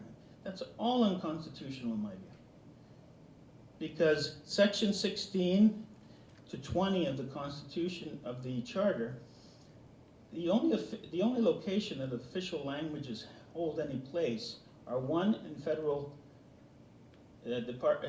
government, courts, and Parliament, and New Brunswick. You have to remember that the provinces are not bound by the bilingual official nature of Canada. Some have chosen to be like Ontario, but there's still other provinces who are not bilingual. They're strictly unilingual. They're still English, okay? So in the context of broadcasting, when you look at the constitutional framework, you ask yourself, well, is there any reason we don't get a few hours of Mandarin or Punjabi or Hindi or Italian programming on CBC? And the answer is simple, yeah, tribal racism.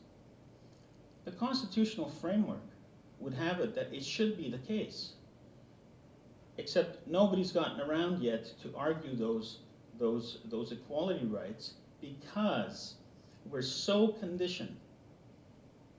Even the non-Anglos and the non-French are so conditioned to being second-class citizens, as are the Indigenous people who were here before the Anglos and French, that we actually believe it.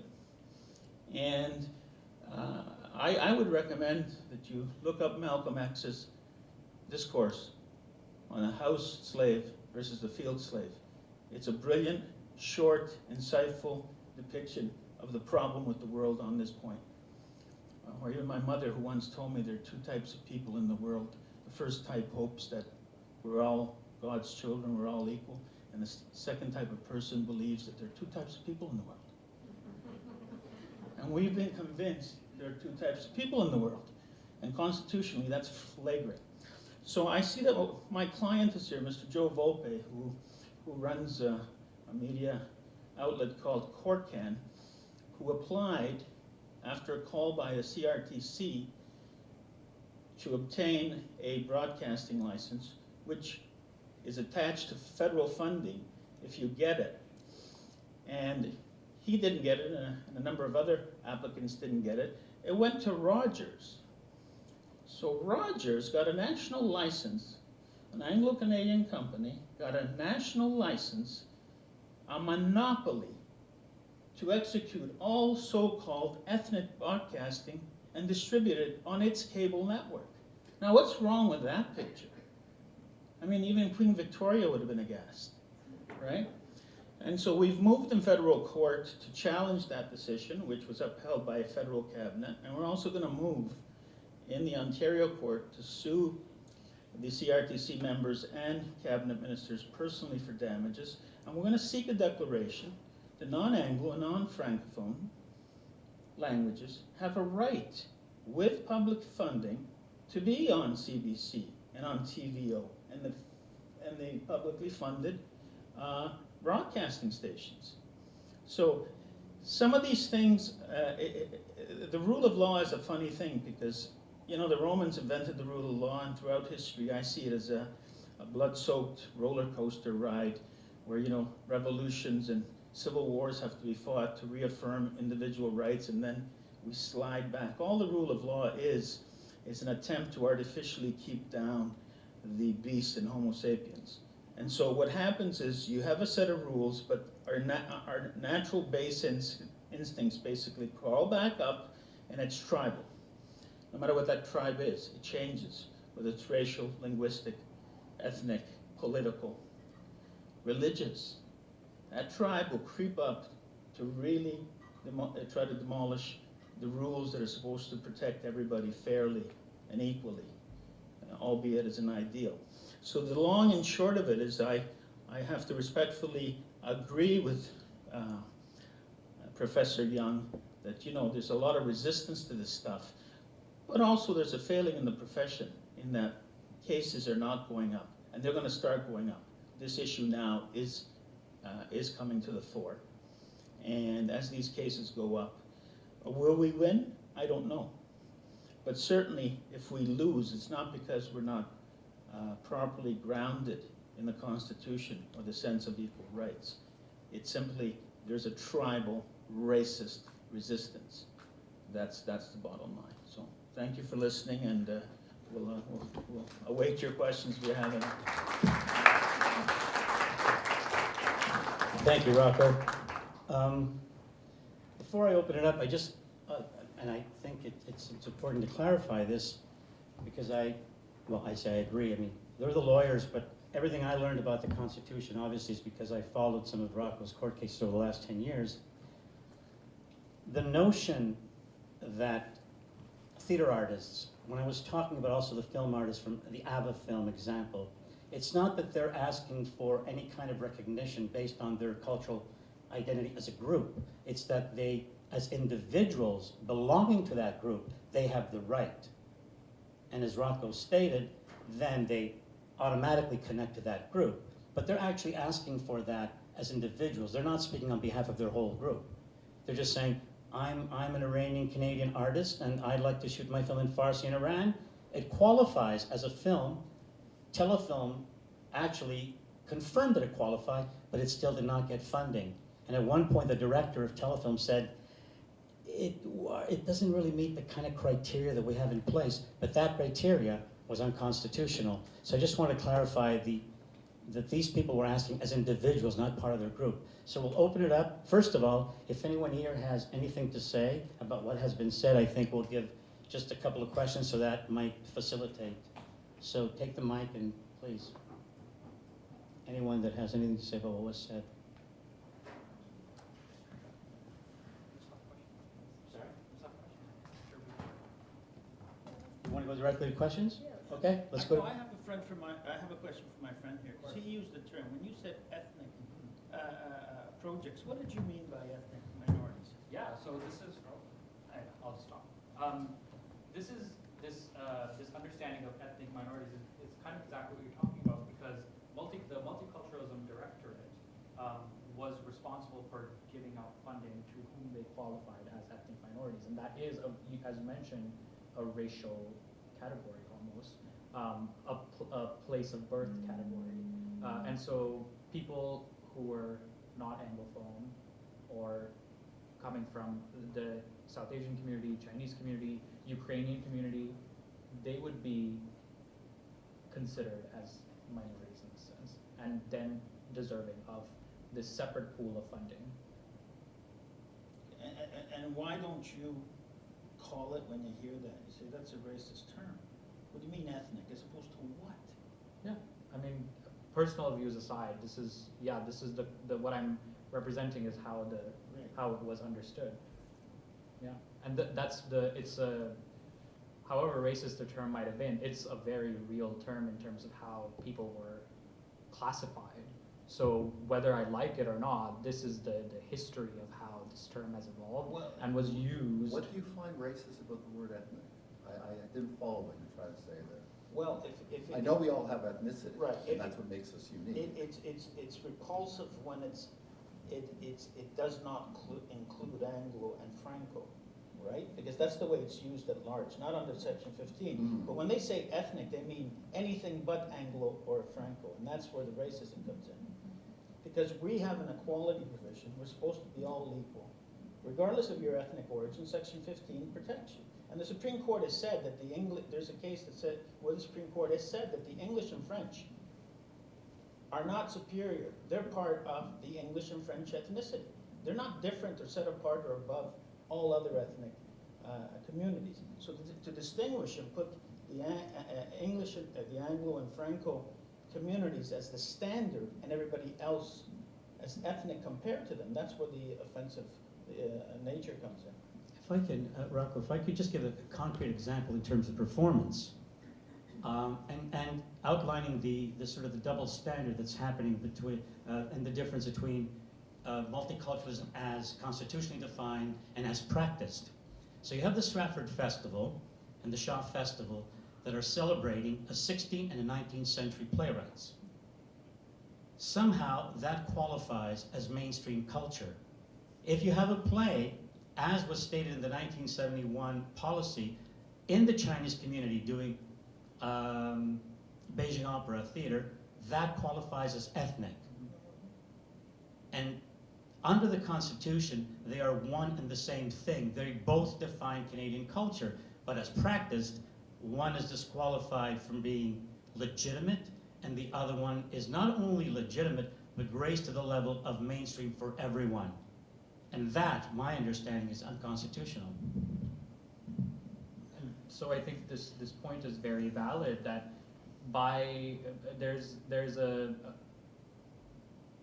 what Trudeau said and how it ended up being put into the Constitution is not really in sync with the practice of it. And so that's where the tension for me comes in, is the treatment of mainstream Canadian art and theater as belonging to English and French, and then the second class, which is ethnic minorities producing their culture and producing these types of performances, which was the dominant way of thinking.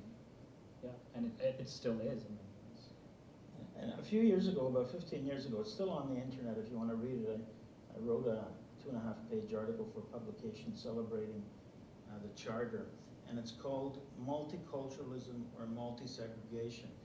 The reason I get offended by the de facto on the street and political use and application of multiculturalism is because you get this differentiation between the so-called mainstream cultures and everybody else. Multiculturalism is not there to celebrate an equality of everybody. It's there to individually ghettoize different communities. So what you have is a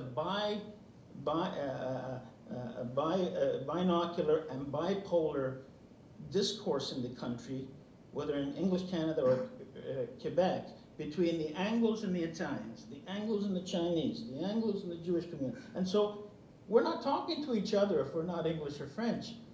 We're in a different tunnel with the mainstream power brokers. It's really insane. It's an apartheid type of setup, very subtle but very effective, because everybody thinks we live in the best country in the world because we say so. Not necessarily true, but we say so, therefore it is. And so that's the other problem. It's, in my view, a multi-segregation. It's used as a tool under the guise of celebrating the equality of others to segregate into cheap food fests, dance fests, right? As opposed to the inclusion in the institutions of Canada on an equal keel. So for instance, the Supreme Court of Canada, 1985, Section 15 of the Charter came in. With the exception of cases dealing with jury selection and the right to challenge jurors based on racial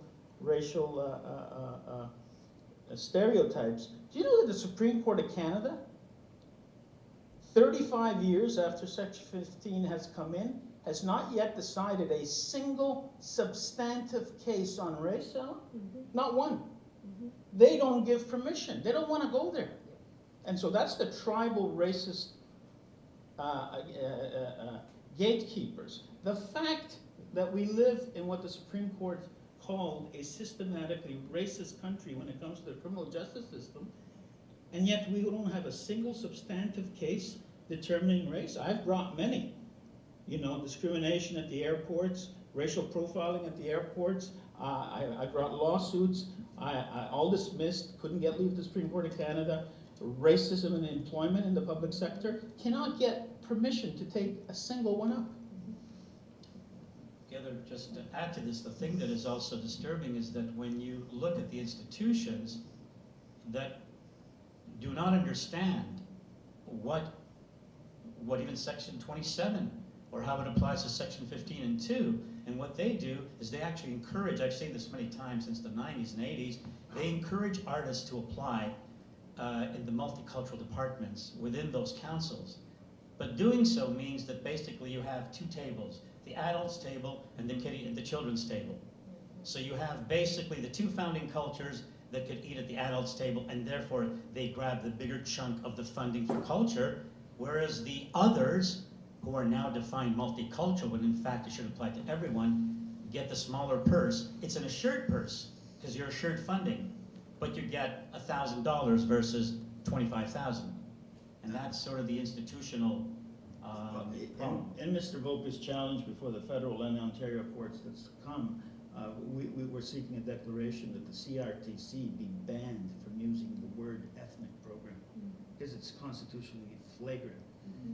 That's one of the remedies we're seeking, is that they're banned from using the term and having separate funds and licenses for so-called mainstream English and French and so-called ethnic programming. So what's to be done? This is incredibly cynical, and I thought I was very cynical. So everything is just tokenism, and we've set it up in a way that's doomed to failure? A lot of it is, yeah. Yeah.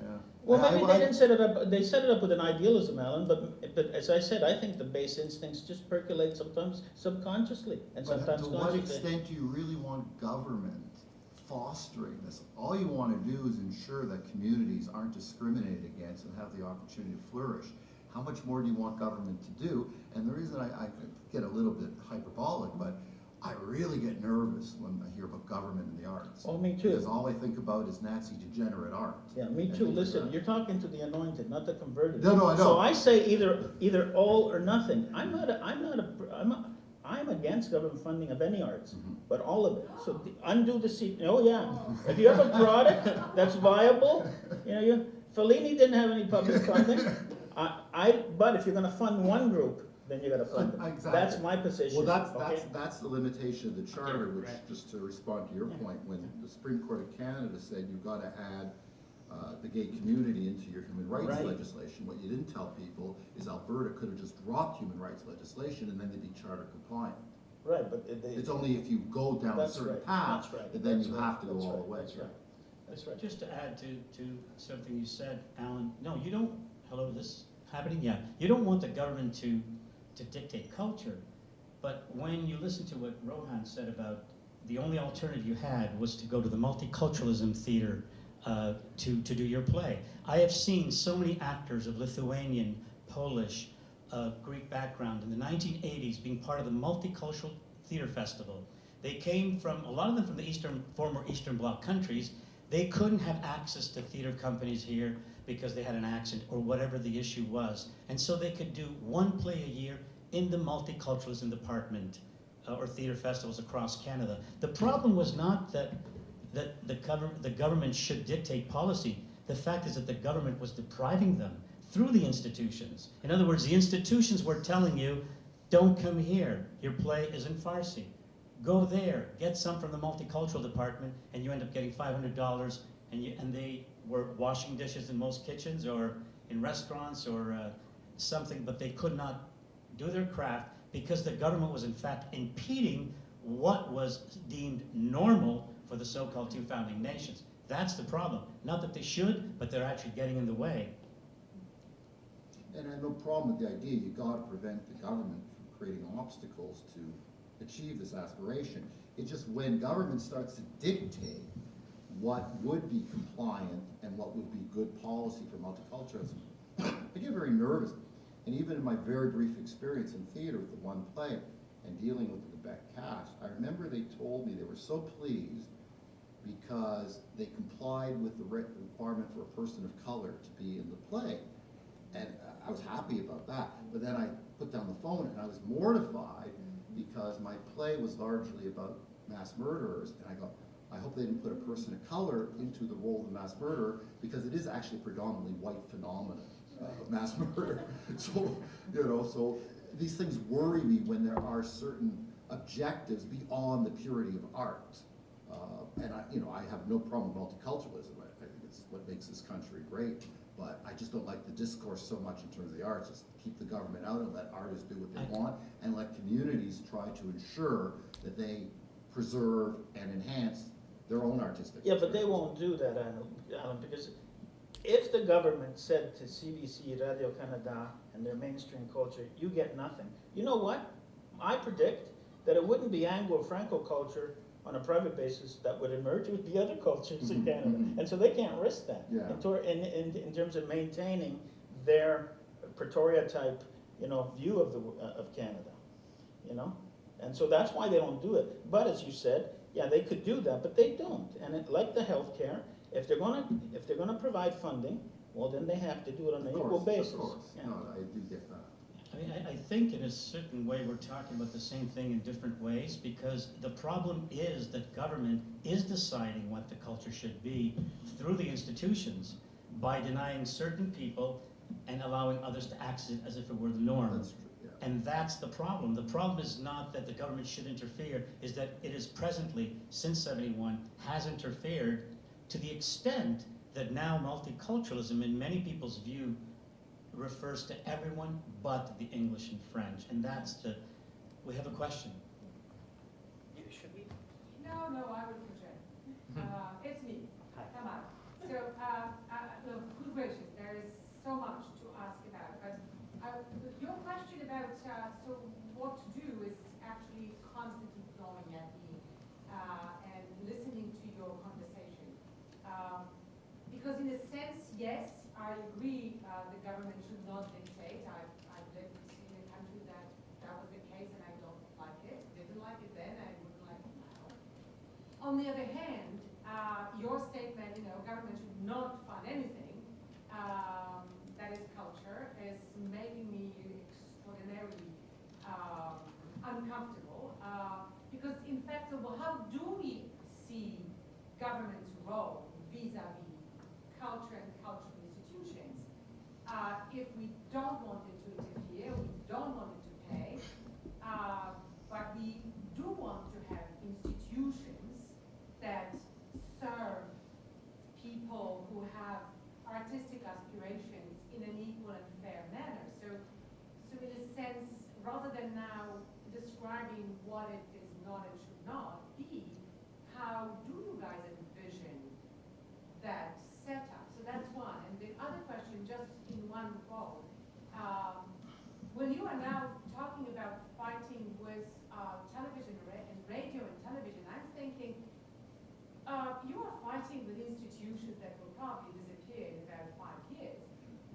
So it's fighting with media that are no longer in any way appealing to the generation that's coming after us. And I'm putting myself in the generation with you, doing you a big disservice. But you see what I mean, right? I mean, for young people, watching television is no longer a favorite pastime, and listening to the radio may not be even on the radar at all.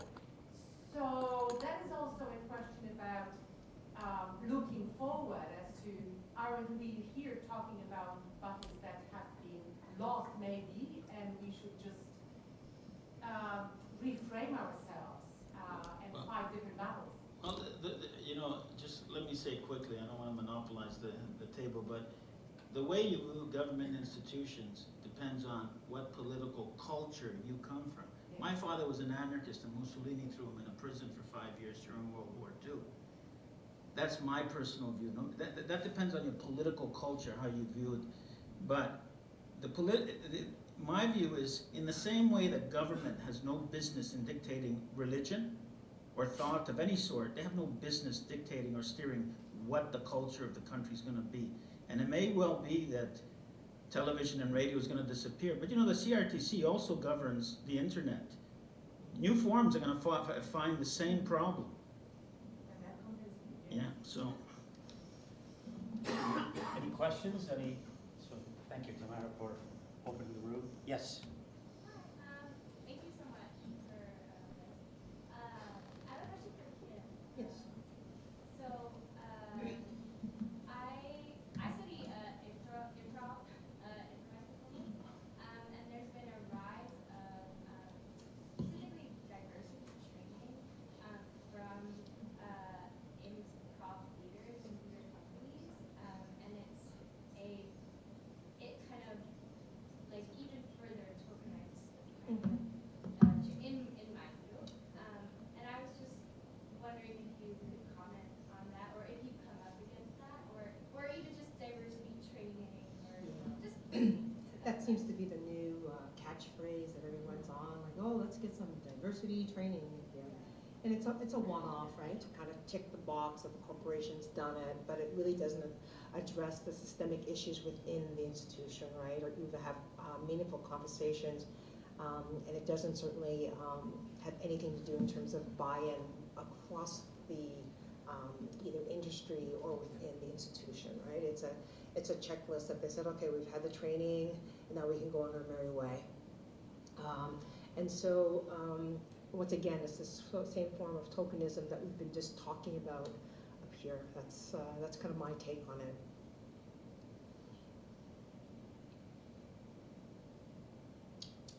Any other questions, please? Just yes, James. Well, I think that if I'm understanding correctly, there's really a discussion within a discussion.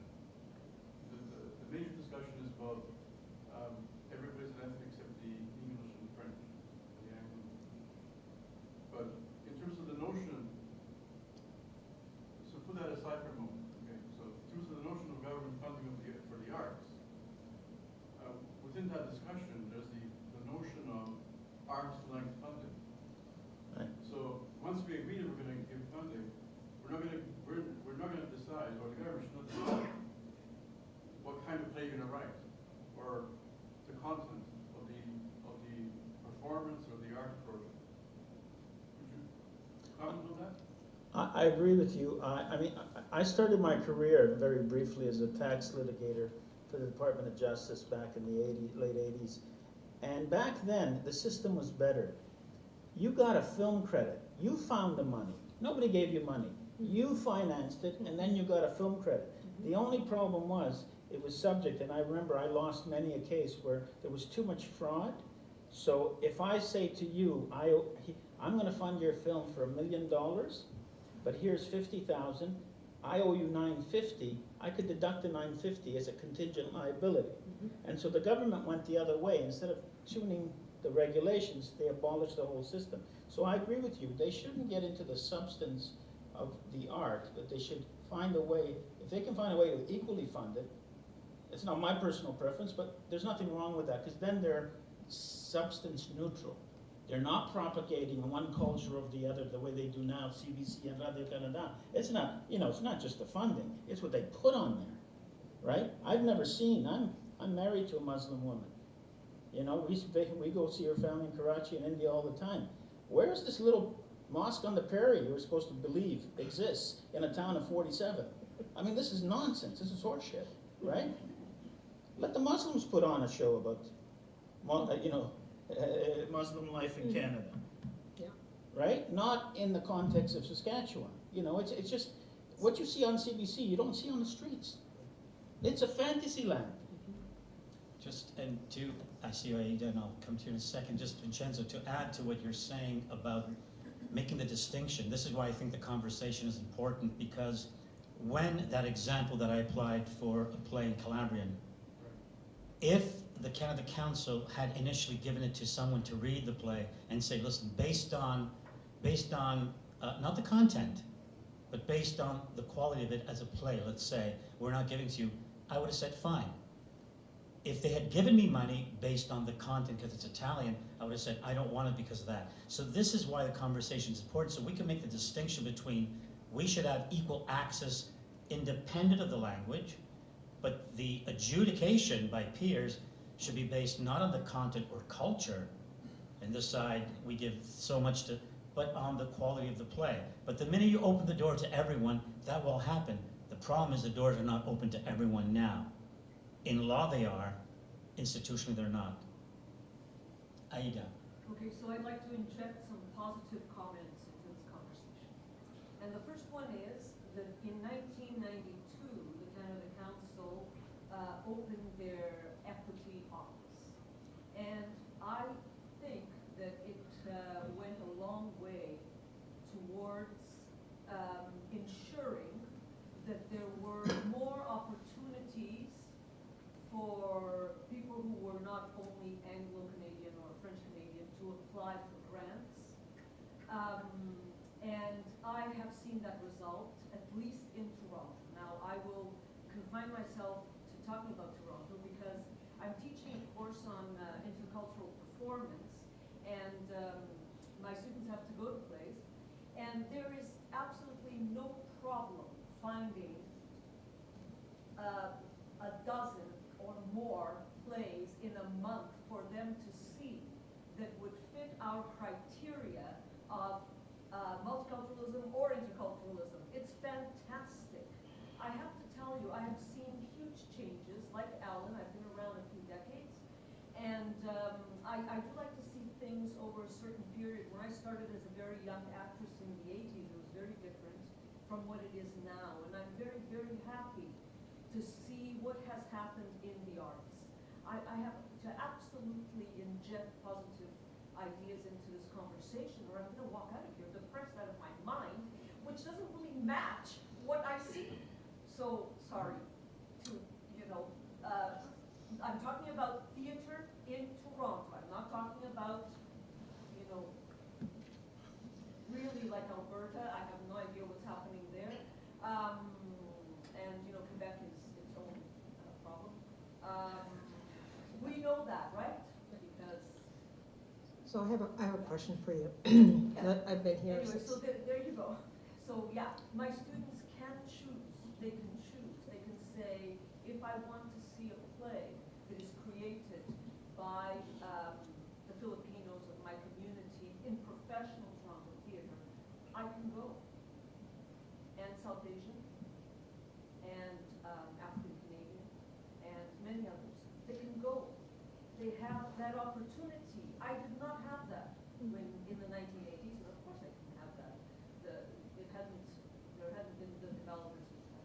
Sorry to have cut you off. No, it's fine. Really.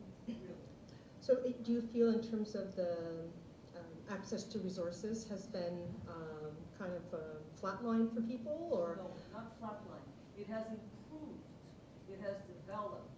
I cannot speak to flatlining because the dominant culture has the advantage, and I think it's about knowing how to write grants and really know how to apply for money. So other people don't know how to write grants, or what are you They saying? don't know how to write the grants that are required by our institutions. They are incredibly, it's really true. They are different ways of expressing yourselves. I have sat on juries and I have fought to give money to people who write grants in a different way. So the dominant culture knows how to write grants, but the other cultures don't? Is that what you're saying? I'm saying that the dominant culture knows how to write the grants that are required by the institution in a more effective way. Yeah, because they speak the same cultural language. Listen, a measure of improvement is not equality.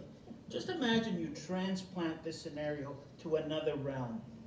And, you got an appendicitis attack, and you go to the hospital and say, oh, no, this is not the ethnic hospital. It's across town. Will we tolerate that? Oh, no, this is not the ethnic drinking fountain. I mean, come on, get real. Yeah. Who cares how much is improved? The issue is not measure of improvement and hope. I'm not a cynic. I'm an optimist with too much experience. Right?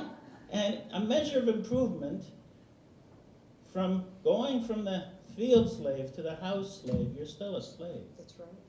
Which I think is a really exaggerated It's statement. not. It's not a You know, cynic. No, it's and not. I can't believe No, that I'm not not an this exaggerated cynic statement. and It's not. No, it's not an exaggerated No, it's statement, not.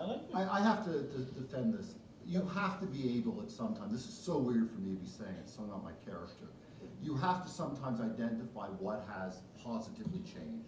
Because if you don't do that, you're constantly looking for excuses. So for example, you just said a minute ago, Little House, the mosque thing, why don't the Muslim community do that? What's wrong with white people writing about Muslim culture and exposing Canadians to that? Why does it have to be an enclave? Well, stop right There you there. go, but why does it have to be an enclave? What's wrong with blackface and Al Jolson? That's what's wrong with it. No, that's That's not what's even, wrong with that's it. not Yeah. even close. Oh, sure That's it's not even close. close. Yes, it is. I don't know the show. If I'm you're, sorry that my positive comment. Of course it is. Of course it is. are you saying that show was racist because it wasn't done by a Muslim community? I don't know, I've never seen the show. Sit down No, with but my could wife, she'll tell you. I just say one thing?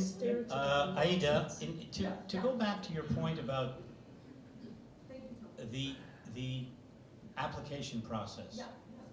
Nigel Hunt of the CBC, when discussing the filmmakers that were denied funding, because of writing in Farsi or Mandarin or whatnot, said that one of the solutions that people came up with, and he quotes Deepa Mehta, the writer, for the movie that she actually was nominated at the Oscars, that they decided to do two versions.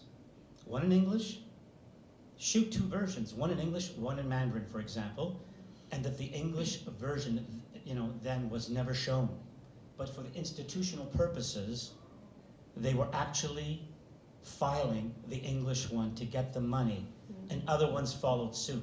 So the problem with thinking that things are improving is that, and I think in the book, The Intercultural City by Rick Knowles, when he talks about that, he deals just with the independent theater community, and it's very vibrant, and it's true. The problem is that once the larger theaters and broadcasting networks are ignored, and when you look at the funding that goes there, there is just simply no contest.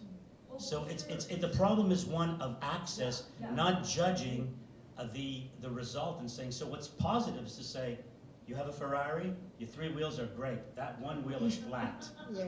It doesn't matter that you have a great car. If a flat tire exists, the car crashes. Yes? But then, of course, I mean, the funding problem is that all the theaters would face the same problem when looking at Stratford and Shaw. I mean, these two festivals are consuming most of the governmental money, right? So in that sense, then you can also look at it from that perspective, that all the theaters, all the other theaters have a similar problem. But that's a false perspective because then some have more problems than others. In other words, Tyroleans and Pasmarize and Canadian Stage would have smaller problems than smaller theaters or the upcoming companies. So that's one thing.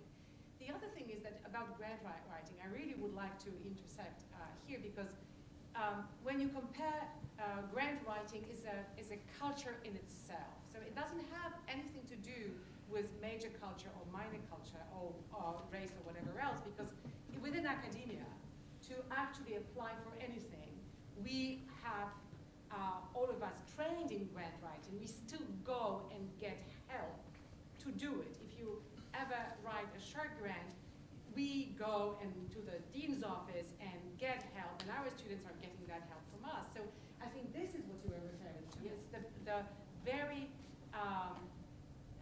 formulaic, and it's a particular poetics. And I think that it's just to master that is an art in itself, to be successful.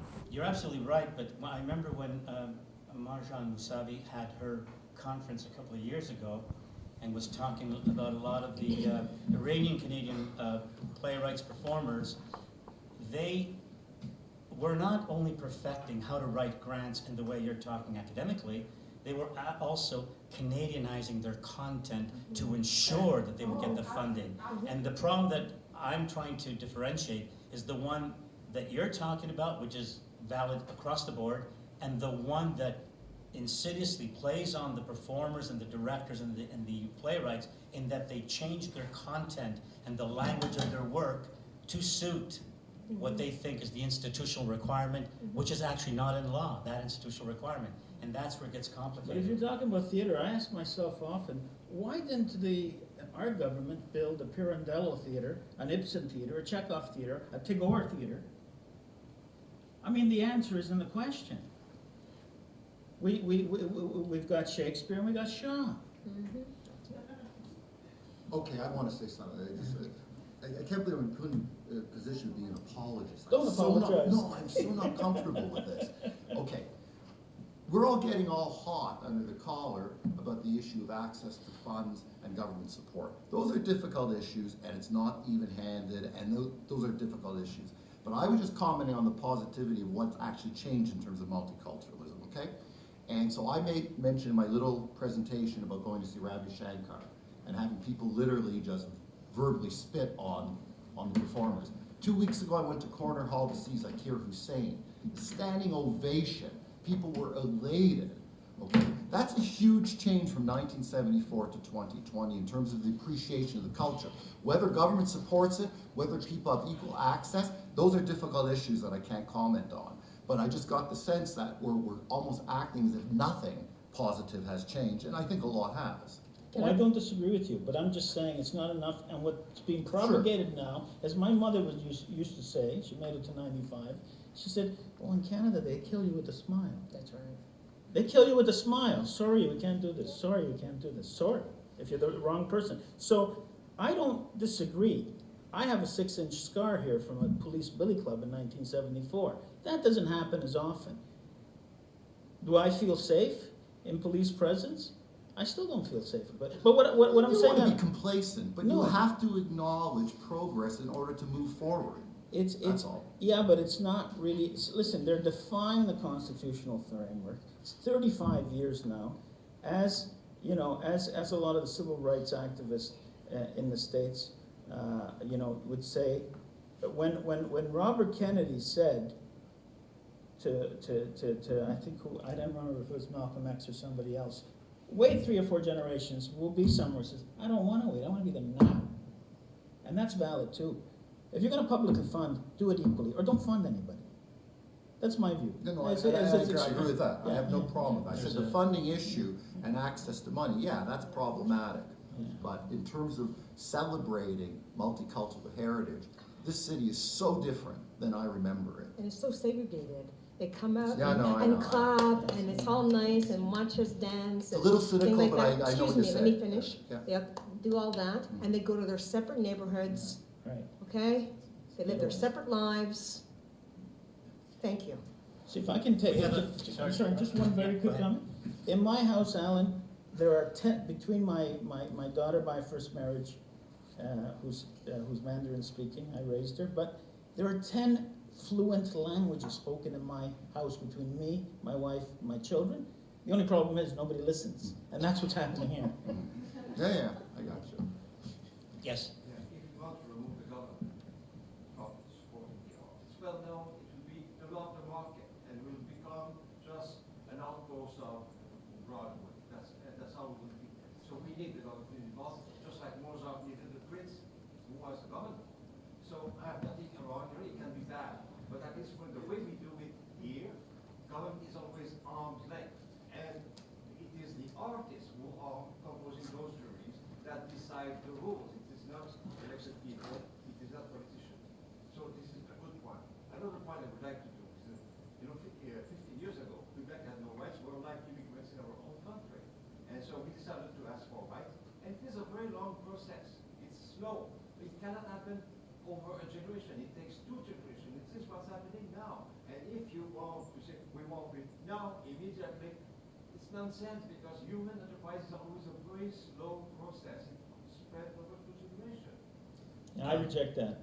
Could I would just like to add one thing to that, because to go with the comment of what's positive or negative. The African Americans, specifically Derek Bell, came up with the concept of critical race theory. It would be very difficult for me to imagine critical race theory to grow out of an environment where people would think that what he did is actually negative. Because at the time, he came up with an idea that really went against all of the civil rights lawyers. And he was one of the civil rights lawyers. And basically he said, the law, the decision made at Brown versus Board of Education 54, which seems to be helping African Americans' education, and then the whole question of busing and all that, he says, in fact, it is not helping them. And a study came out 2 years ago, in fact last year, that said that since Brown versus Board of Education, education for African Americans has gone way down, just as Derek Bell predicted in the 70s and 80s. When he came up with critical race theory and said that laws will be passed and institutions will act in a certain way, including the courts, only if it serves the interests of the dominant cultures, and now that has been proven a fact. But when he came up with the theory, a lot of people were very resentful for precisely some of the reasons that it's very negative. Now it is being relied on as a way to analyze what happened since Brown versus Board of Education. And I think that I know that indigenous scholars borrow critical race theory to talk about multiculturalism. And there's a reason for that. because it is a very, from some point of view, people think that it's a very critical, cynical, but in fact, the first tenet is that racism is permanent, regardless of who the dominant culture is. And the dominant culture was usually pass laws that are so-called progressive only if it actually serves their interests. So it's a fantastic and wonderful template, but I cannot see it emerging from a culture where people think that to do that would be negative. But he was accused of that initially. Sorry, yes. We can actually take a step back in the matter of government funding and look at other areas. So in the medical industrial complex, the government will always use the tool of discrimination in order to give out limited funds. So we're discriminated by condition or disease. There's always limited funds in every area. And so film being one of them as well. So there's always going to be a different way. There's never going to be a time when the government will say, we will fund everyone. Even in farming, where I've had experience, there's always a way to keep the dollars back because there's not enough dollars for everyone, or they won't give enough dollars for everyone.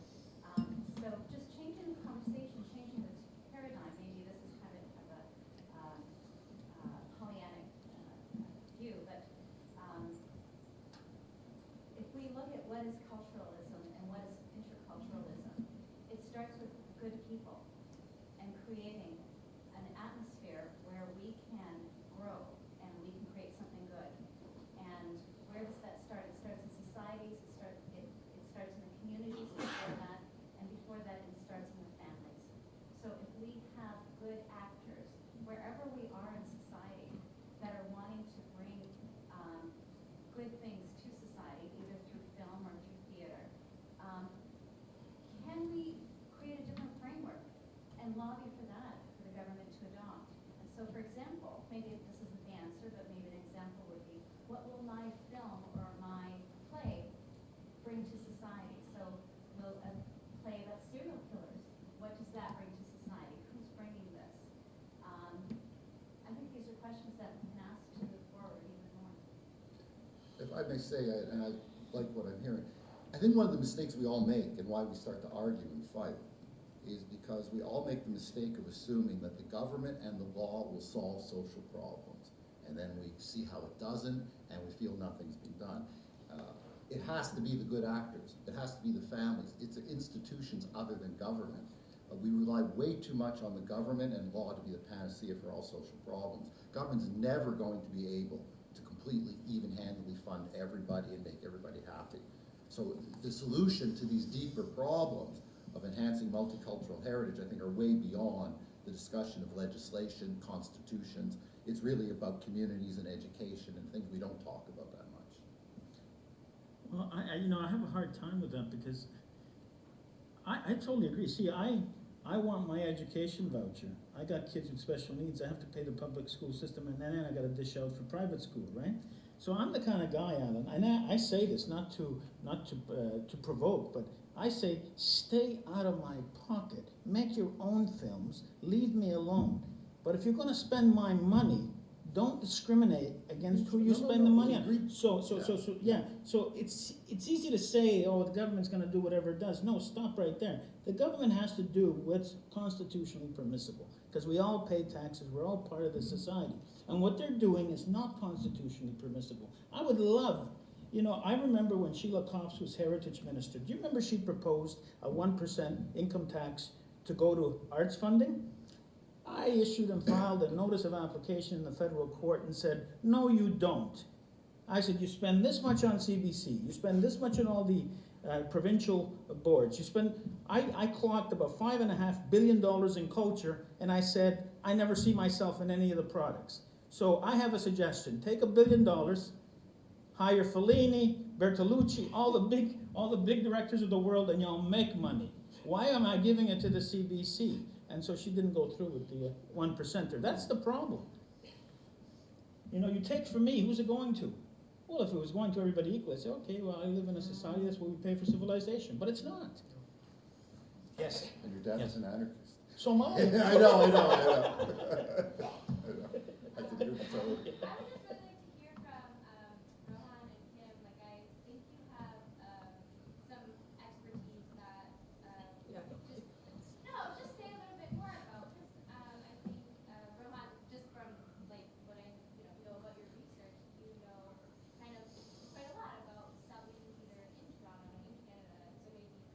Yeah. A little bit about some of the things that you noticed, and maybe just from some of the interviews that you were talking about, I think you shared some really crappy situations that are real, and so I'd just like to.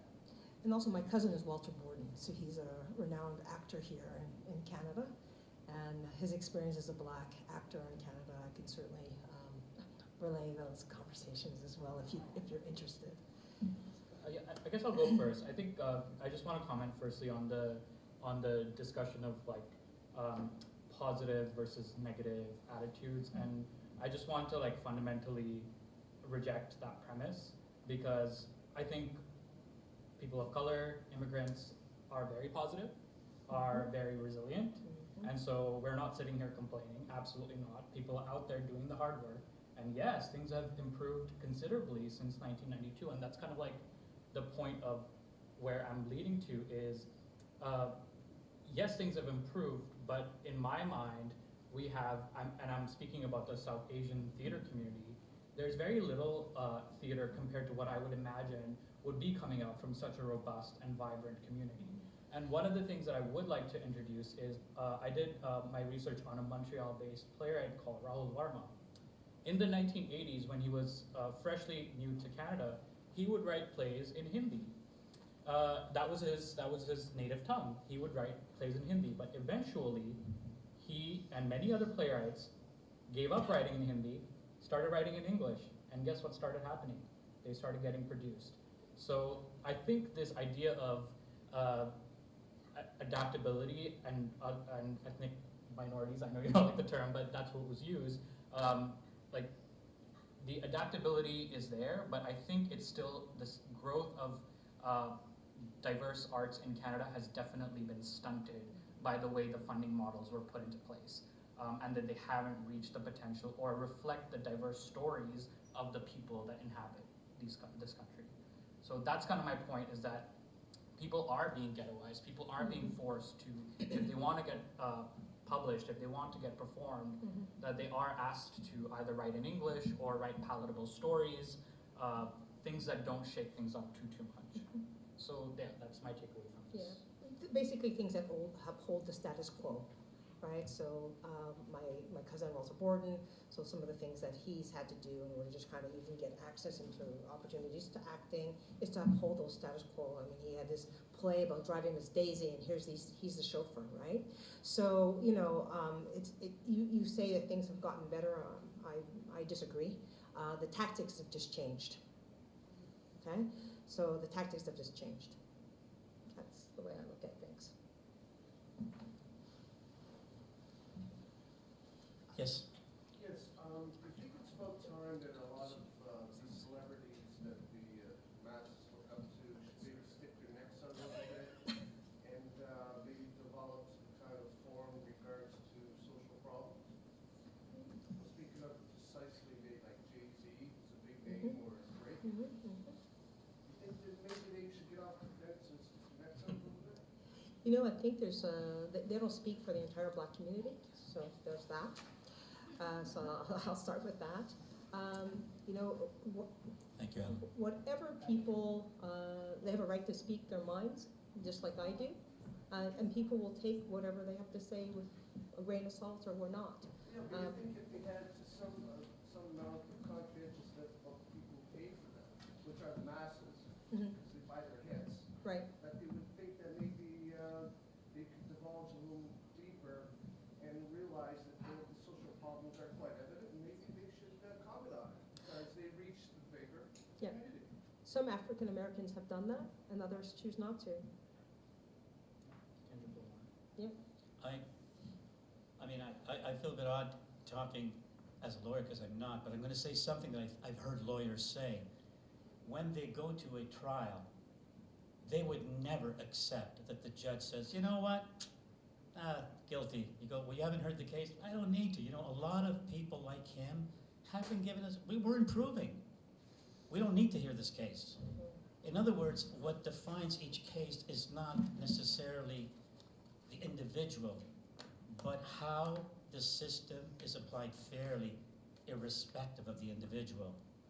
So to go back to what Rohan was saying, nobody would want, a lot of people I know from the so-called diverse communities, they don't want special attention because they're diverse at all. They don't even want the term. They just want access in the same way. And if they're denied, then that is fine.